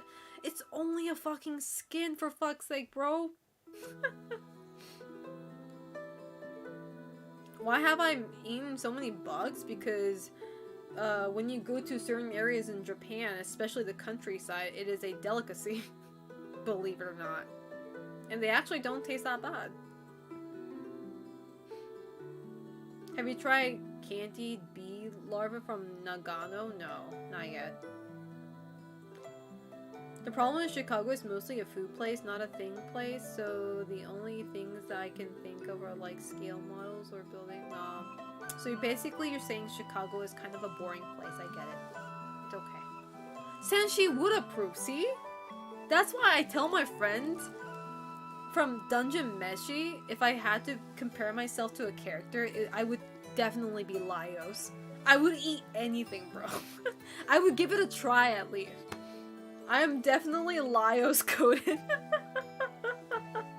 I would drink a milk out of a minotaur. I would eat dragon meat. I would eat a parasite. I ate a rock once. Jeez, please. What about human milk? I mean, I drank human milk when I was a baby, man. AMA. Ask me anything. Dude, what do you think I grew up with? The fuck? I heard that breast milk tastes like blood, though, because it literally consists blood. I'm not sure if that's true. See, the only thing I'll have, like, resilient to trying is anything sluggish. I hate slugs. I hate snails. So any creature that's like slimy and like long and you can't tell where their face is, those are the creatures I probably will resist trying unless there's like a good compensation. Like if I taste it, I get like $50 or something. Yeah. The thing is that I don't hate slimy food though. I hate slimy creatures. If that makes sense. I'm okay with slimy food, but not slimy creatures. Have you eaten Legos as a kid? Freyon, I think you need to go to the hospital. ASAP. Before it's too late.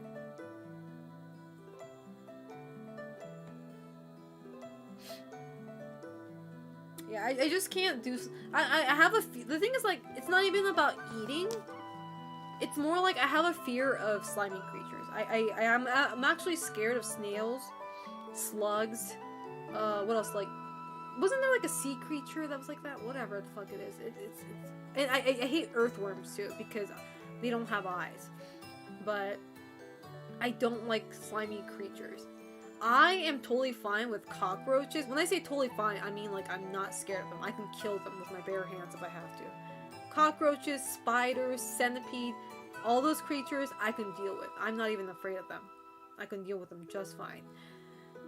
But slimy creatures, no. I look at it, I get goosebumps. I'm like, get that shit away from me, bro. I don't even want to look at it.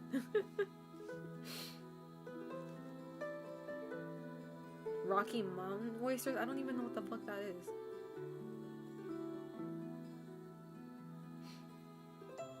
I mean, the thing is, like, centipedes and, like, spiders, they look too alienish. They look too monsterish for me to hate. Like, it's like, they're like a joke. It's like, I've seen you in an anime. I've seen you in a video game before. You know?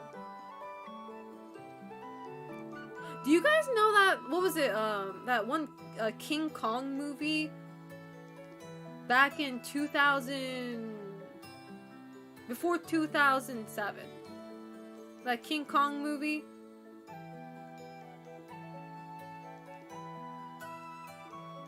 With Jack Black, yeah.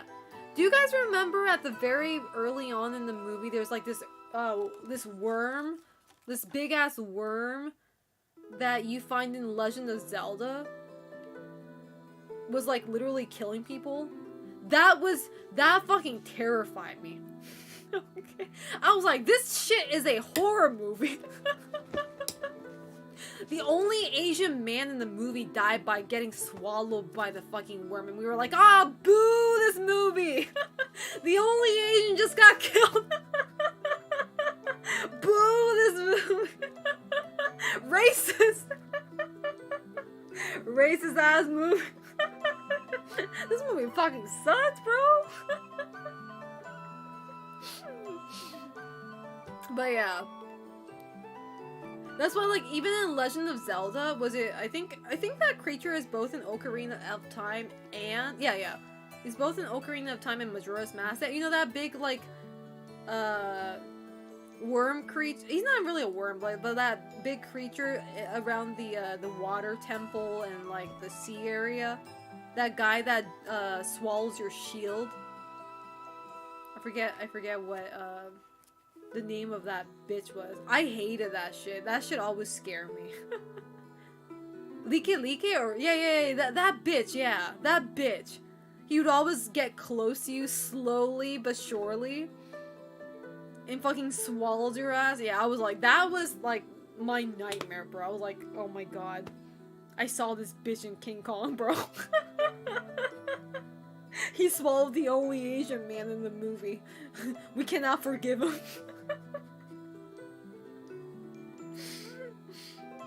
Yeah, that shit. Those are the kind of creatures that I fucking hate.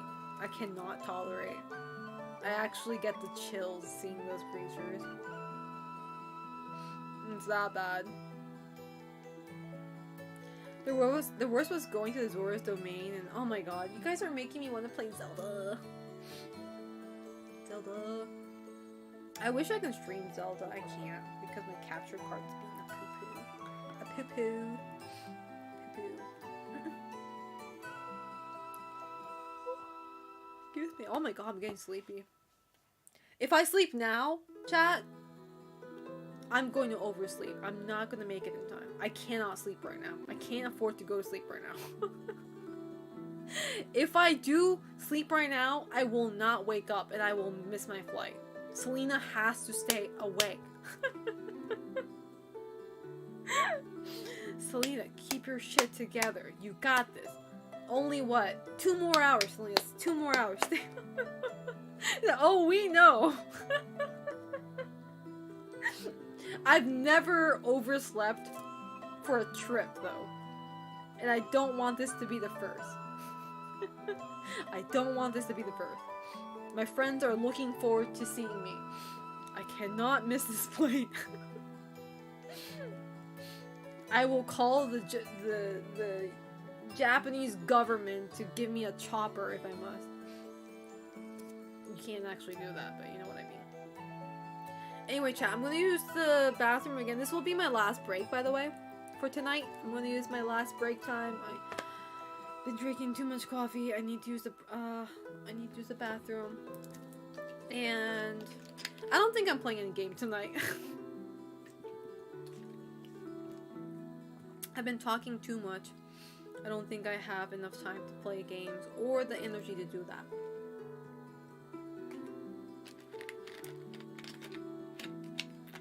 So we'll just end this stream, not now, but in general, we'll end this stream as a just chatting stream. So, but I'll be right back. I'm gonna go use the bathroom. And as per usual, guys, you guys know the drill. I do play an ad, Twitch ad, during my break time. So if you're not subscribed to my channel, you will be seeing a long Twitch ad. But don't worry, you're not missing anything because I'm going to be on the break. See you guys in 5 to 7 minutes. Ciao.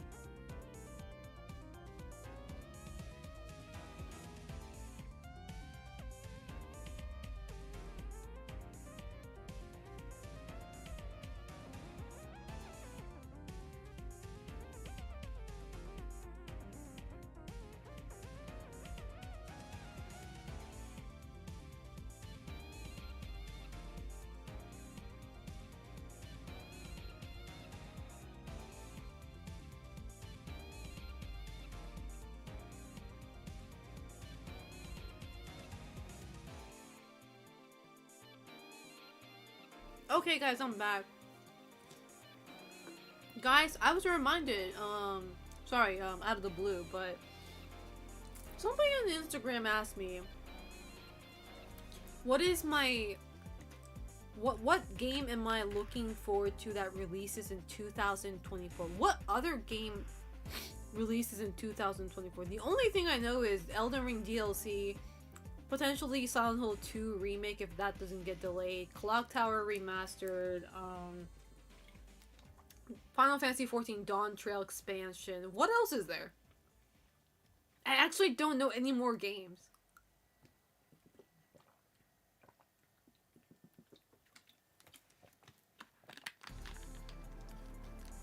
Reaver Season 3? When was there ever Season 2? We skipping, bro. We skipping stones here. Paper Mario? That comes out this year? Wind Waker HD? I don't think they're gonna do it. I don't think they're... If they're not gonna do Twilight Princess HD, they're not doing Wind Waker either. No, actually, Wind Waker comes first. Assassin's Creed, that's right. Oh my god, isn't that the game that everybody's so pissed about for having a black protagonist? That is like the stupidest shit. Oh my god, well, it's not too hard to piss off white people, so. It is not that hard to piss off white people. They get pissed at everything that's not white, so. It ain't too hard. Jesus Christ. Yeah.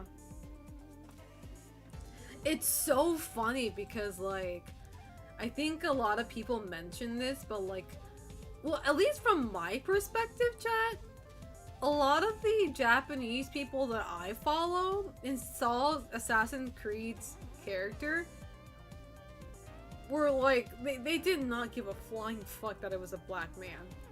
Okay, nobody complained saying like, oh my god, he doesn't blend in with the historical era of whatever the fuck this game takes place in.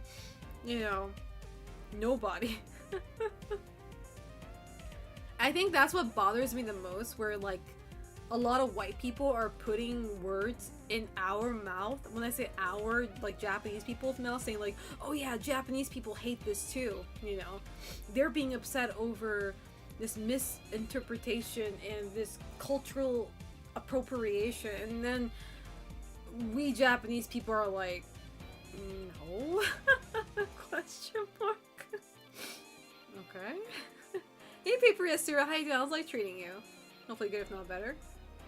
But it's the same people complaining about Stellar Blade. That's what I'm saying. Where's the petition, man? Where's that stupid ass petition?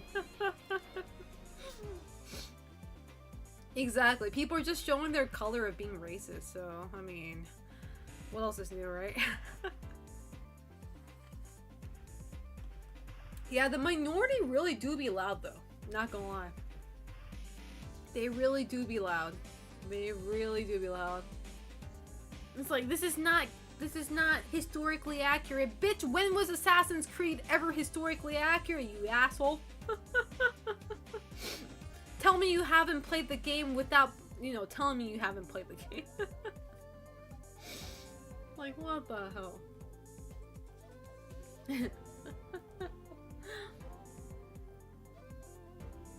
It's so stupid. Like, that is like the stupidest shit people can get mad about. But again, you know, racist people are stupid, so what do I expect from them, right? At the end of the day. What do I fucking expect from them? Nobody ever complained about that when Last Samurai was in the movies. We okay with a white guy being a samurai, but not a black guy? What the hell? Like, what the hell? I don't get it. People are weird. As the kids like to say, weird.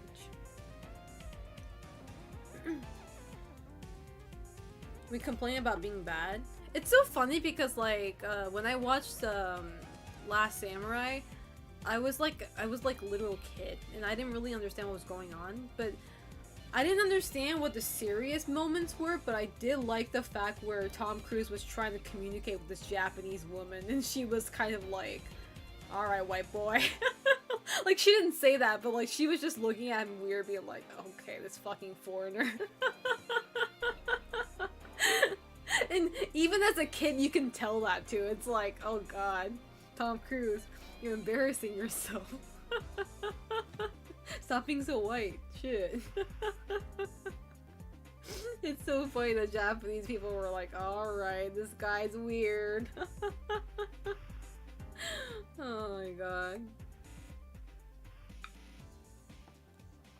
This Gaijin really doing this shit, bro. Wait until this Gaijin fucking pulls out a gun.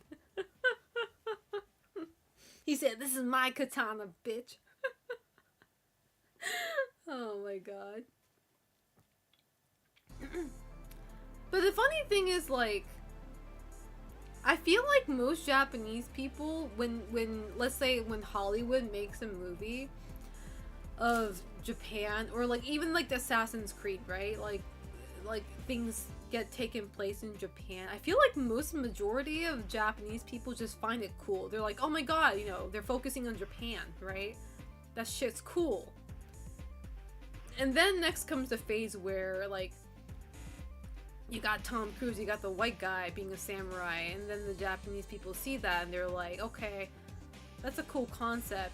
It's kind of silly at the same time. It's like, it's not offensive. Like, nobody takes that as an offense unless you're like a major xenophobe. You know what I mean?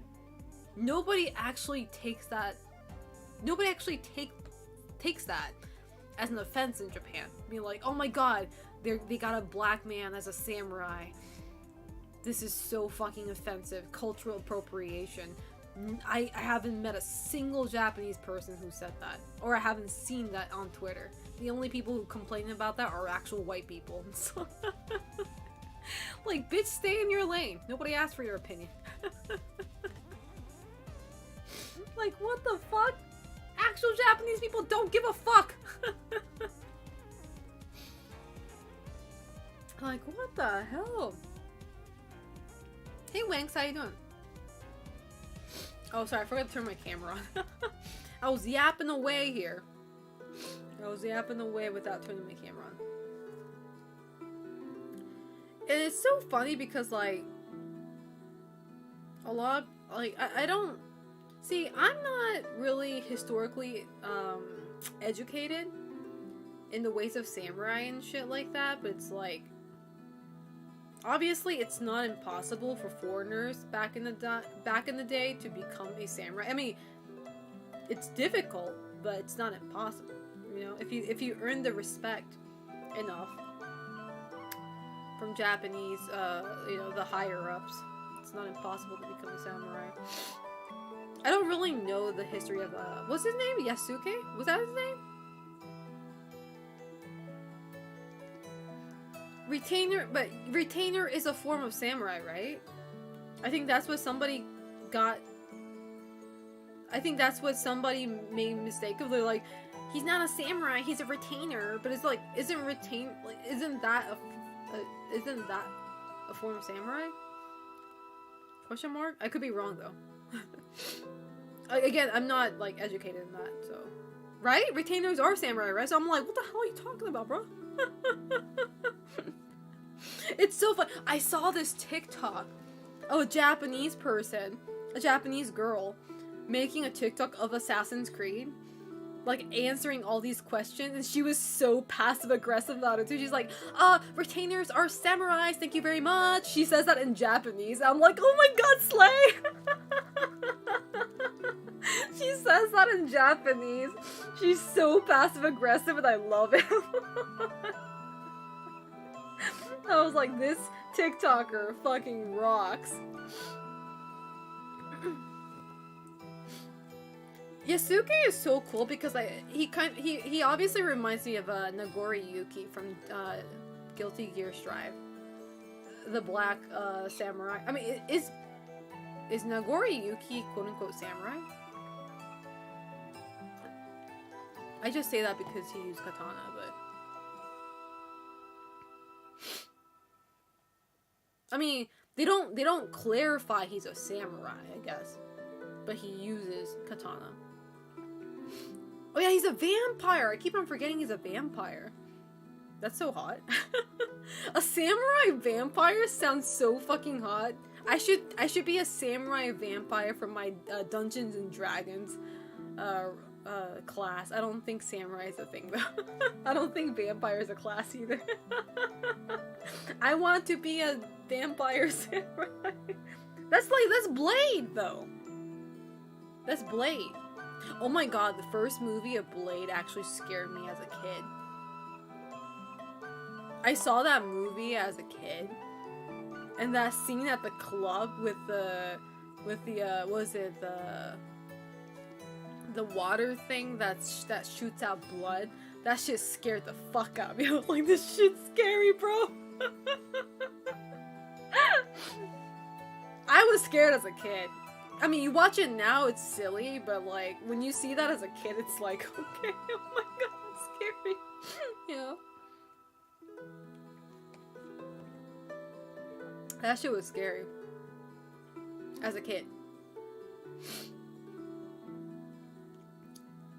What about the jump scare right after? I don't remember that. I only remember the sprinkler part, because that part was so iconic to me.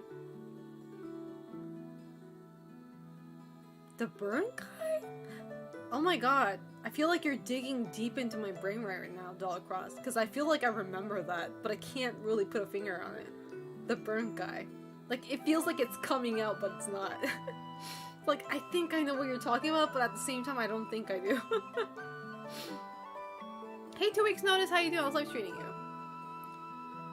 The blood rave was so raw and kind of hot as a kid. I didn't think it was hot. I was scared. I was actually terrified. I was like, the fuck?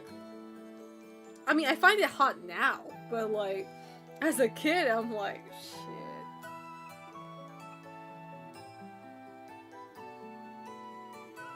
Oh, wait, how did they get burnt again? Was it through... Wait. How did they get burnt? What was the... I mean, I know it's sunlight, but... Remember that? What was that? What was that that guy that looked like, Oh, shit. That guy that looks like he came straight out of, Star Wars. That fucking, blob of, lard. That fat, blob. Yeah. That came straight out of, Star Wars. Was it... What's his name again? Whatever the fuck he was. I liked when he got burned. I loved when he got burnt, though. I remember that part specifically. He got his ass fried, bro. He got all his, like, double chin, triple chin, his fucking, you know, all that fat burnt.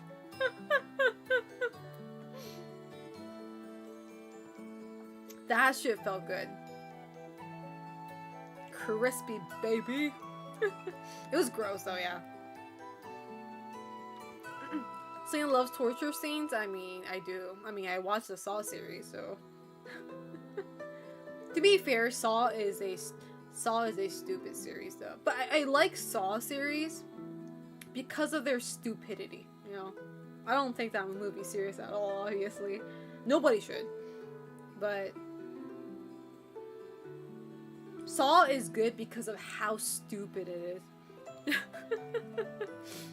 The only Saw movie that's not good, though, is Spiral. If you like that movie, you might as well leave my chat right now, because I will judge you heavily. If you actually non-ironically like that movie, there is something critically wrong with you, and you need to get checked ASAP. By a professional. I'm not even joking. If you thought Spiral was good, you gotta be on some hard drugs or some shit. Cause like, Spiral's not even good ironically. That movie is like straight up ass. Straight up dookie, bro.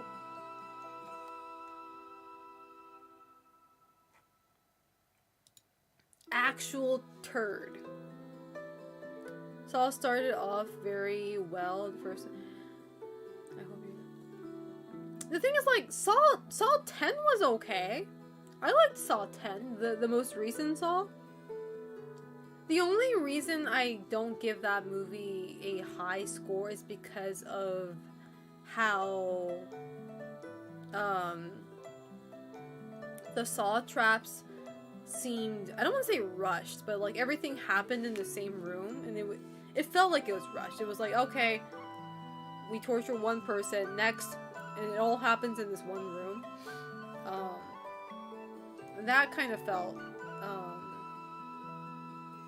meh, but it was way better than whatever the fuck Spiral had to give us. Fucking, that movie was horrible. I'm sorry. What was the guy's name? Who was the guy that was the director of Spiral, and the guy who was the main character? Chris? Was it Chris? I don't remember his name. What was it? Oh, Chris Rock? Yeah. Fuck that guy, bro. He fucking sucks. I'm sorry. His acting sucks, his direction sucks. Oh my god. He has no redeemable feature, bro. Yeah, he directed it and he fucking mained in it. Literal trash ass movie. Are you gonna suck on these nuts? Saw 10 I haven't seen. I do want to see it because I love how Saw 10 is, I don't know how to put it. If you watch the other Saw series, I feel like Saw 10 might be entertaining in a unique way if you follow the rest of the series. You know? Will Smith slapped him because of Spiral. I hope he did. Which he didn't, but I'm doing pretty good, Revan. How are you doing? No, it's like Chris Rock fucking, oh my god, because like Spiral screams that it was a fucking narcissistic ego masturbation jerking off movie for Chris Rock. Like, it was a movie made for him. It was not even a Saw movie, in my opinion. It was a movie that he made for his own satisfaction, and it sucked ass. It was not good at all.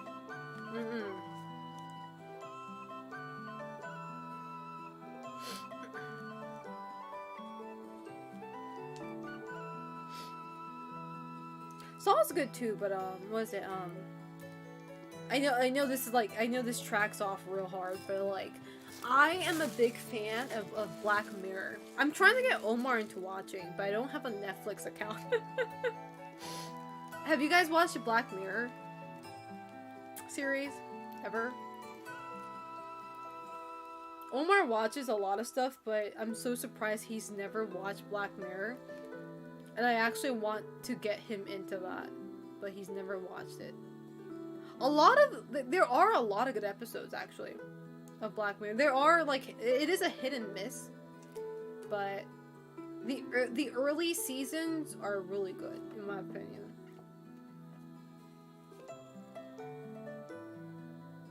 I need to get him into that.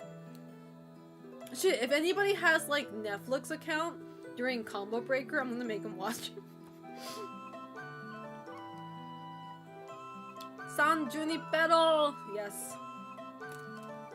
I like, what was that one, what was that Christmas one?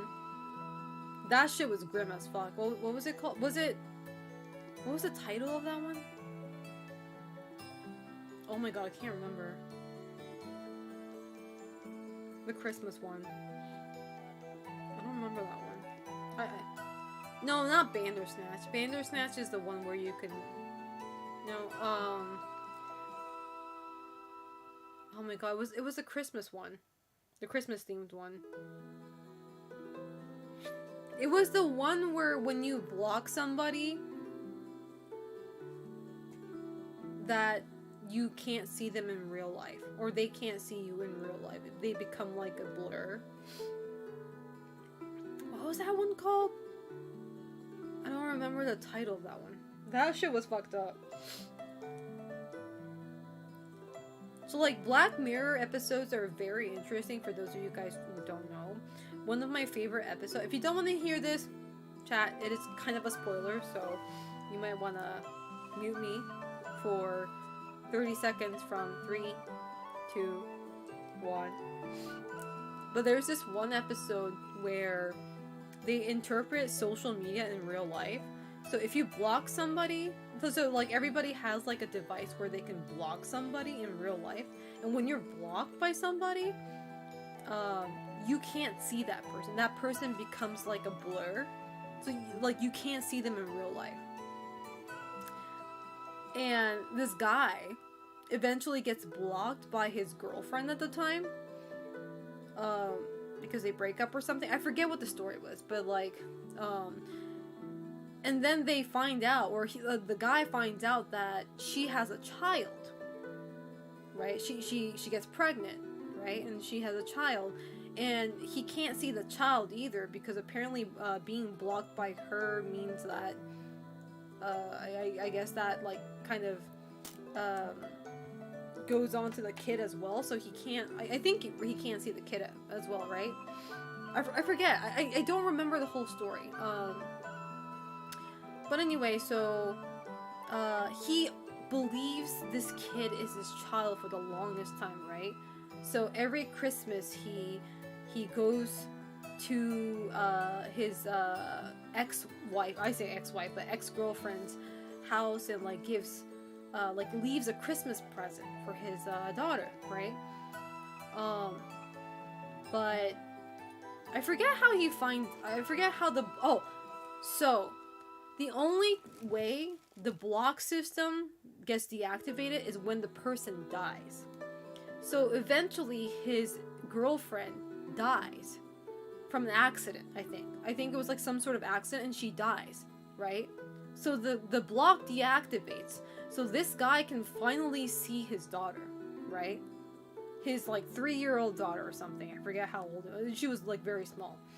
And keep in mind, this guy's a white guy, right? And his girlfriend's also white.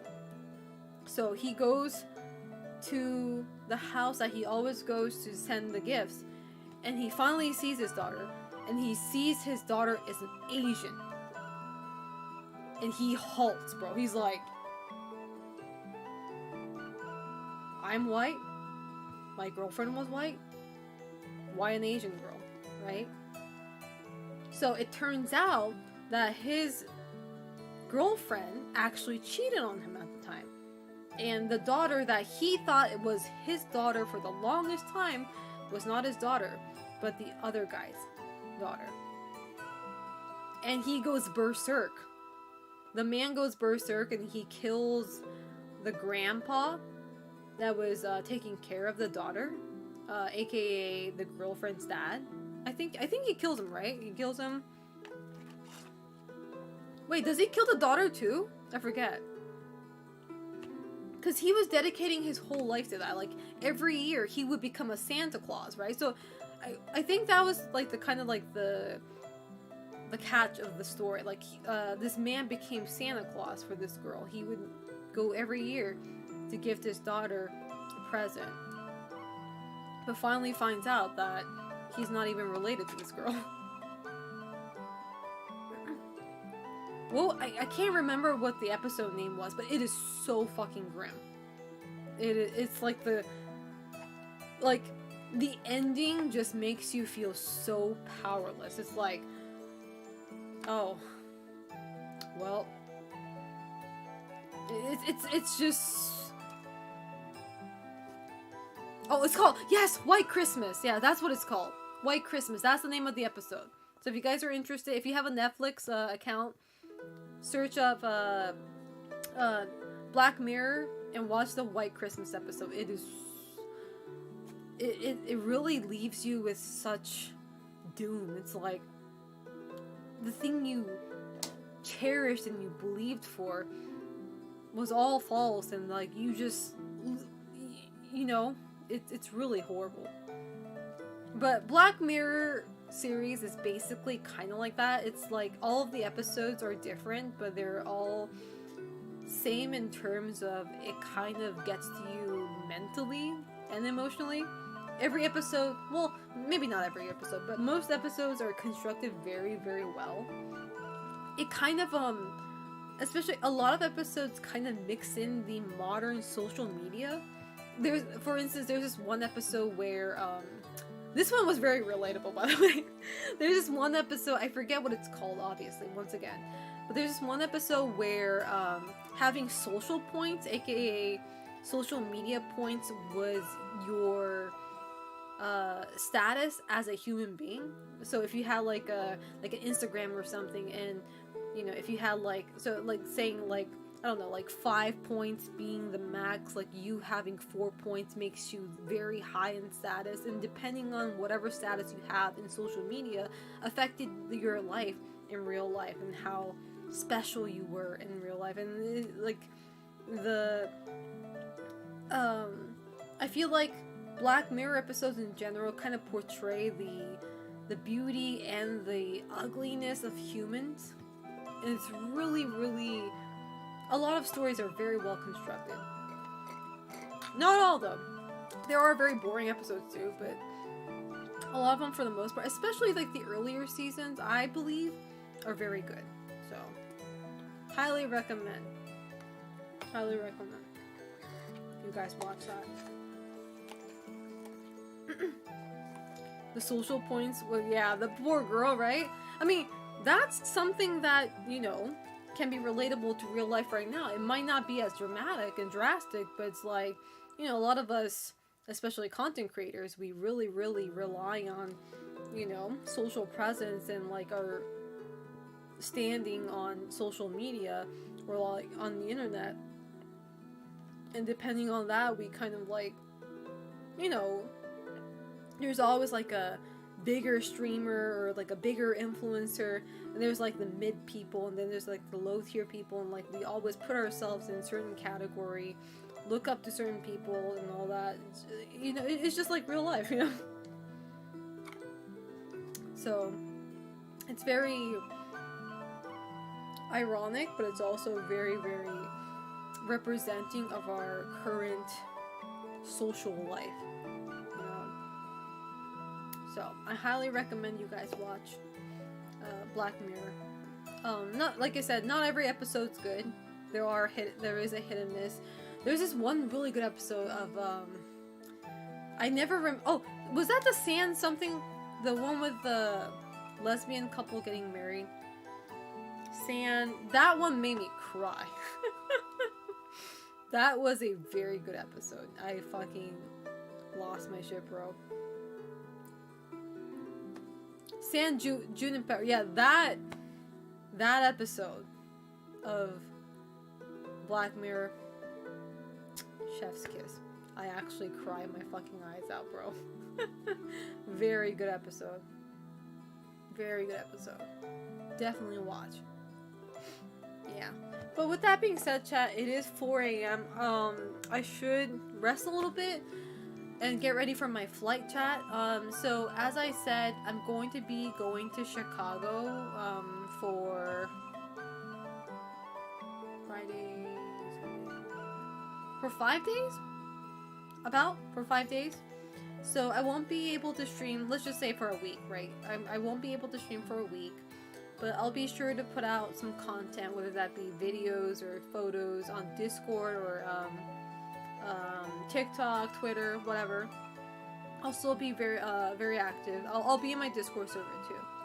But tomorrow's my flight, so I'm going to be responsible and probably rest a little bit and start packing the remainder of things that I haven't packed yet. So thank you guys so much for watching. I'm sorry I wasn't able to play any game, but I really appreciate you guys, especially for those of you guys who was listening to my venting phase during the stream. Really appreciate that. You guys didn't have to do that. I'm sorry for those of you guys who had to listen to me vent, okay? There were certain things that I was keeping behind the curtain that I had to kind of let it out at some point, right? But thank you guys so much. I'm going to go ahead and raid somebody before I go, though. Who should I raid?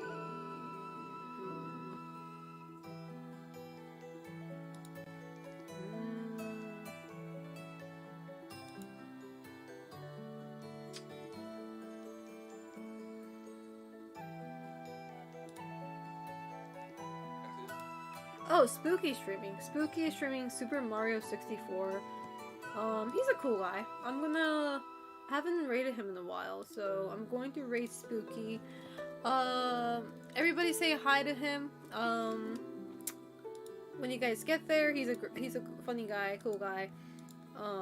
But thank you guys so much for watching. I'm going to go ahead and take a break, take a rest, and get ready for tomorrow's flight. But yeah, my next stream, hopefully your Wednesday, US time Wednesday or Thursday next week. I don't know yet. I'm not gonna make any promises, but kind of trying to aim around there. We'll see. But I'll let you guys know for sure.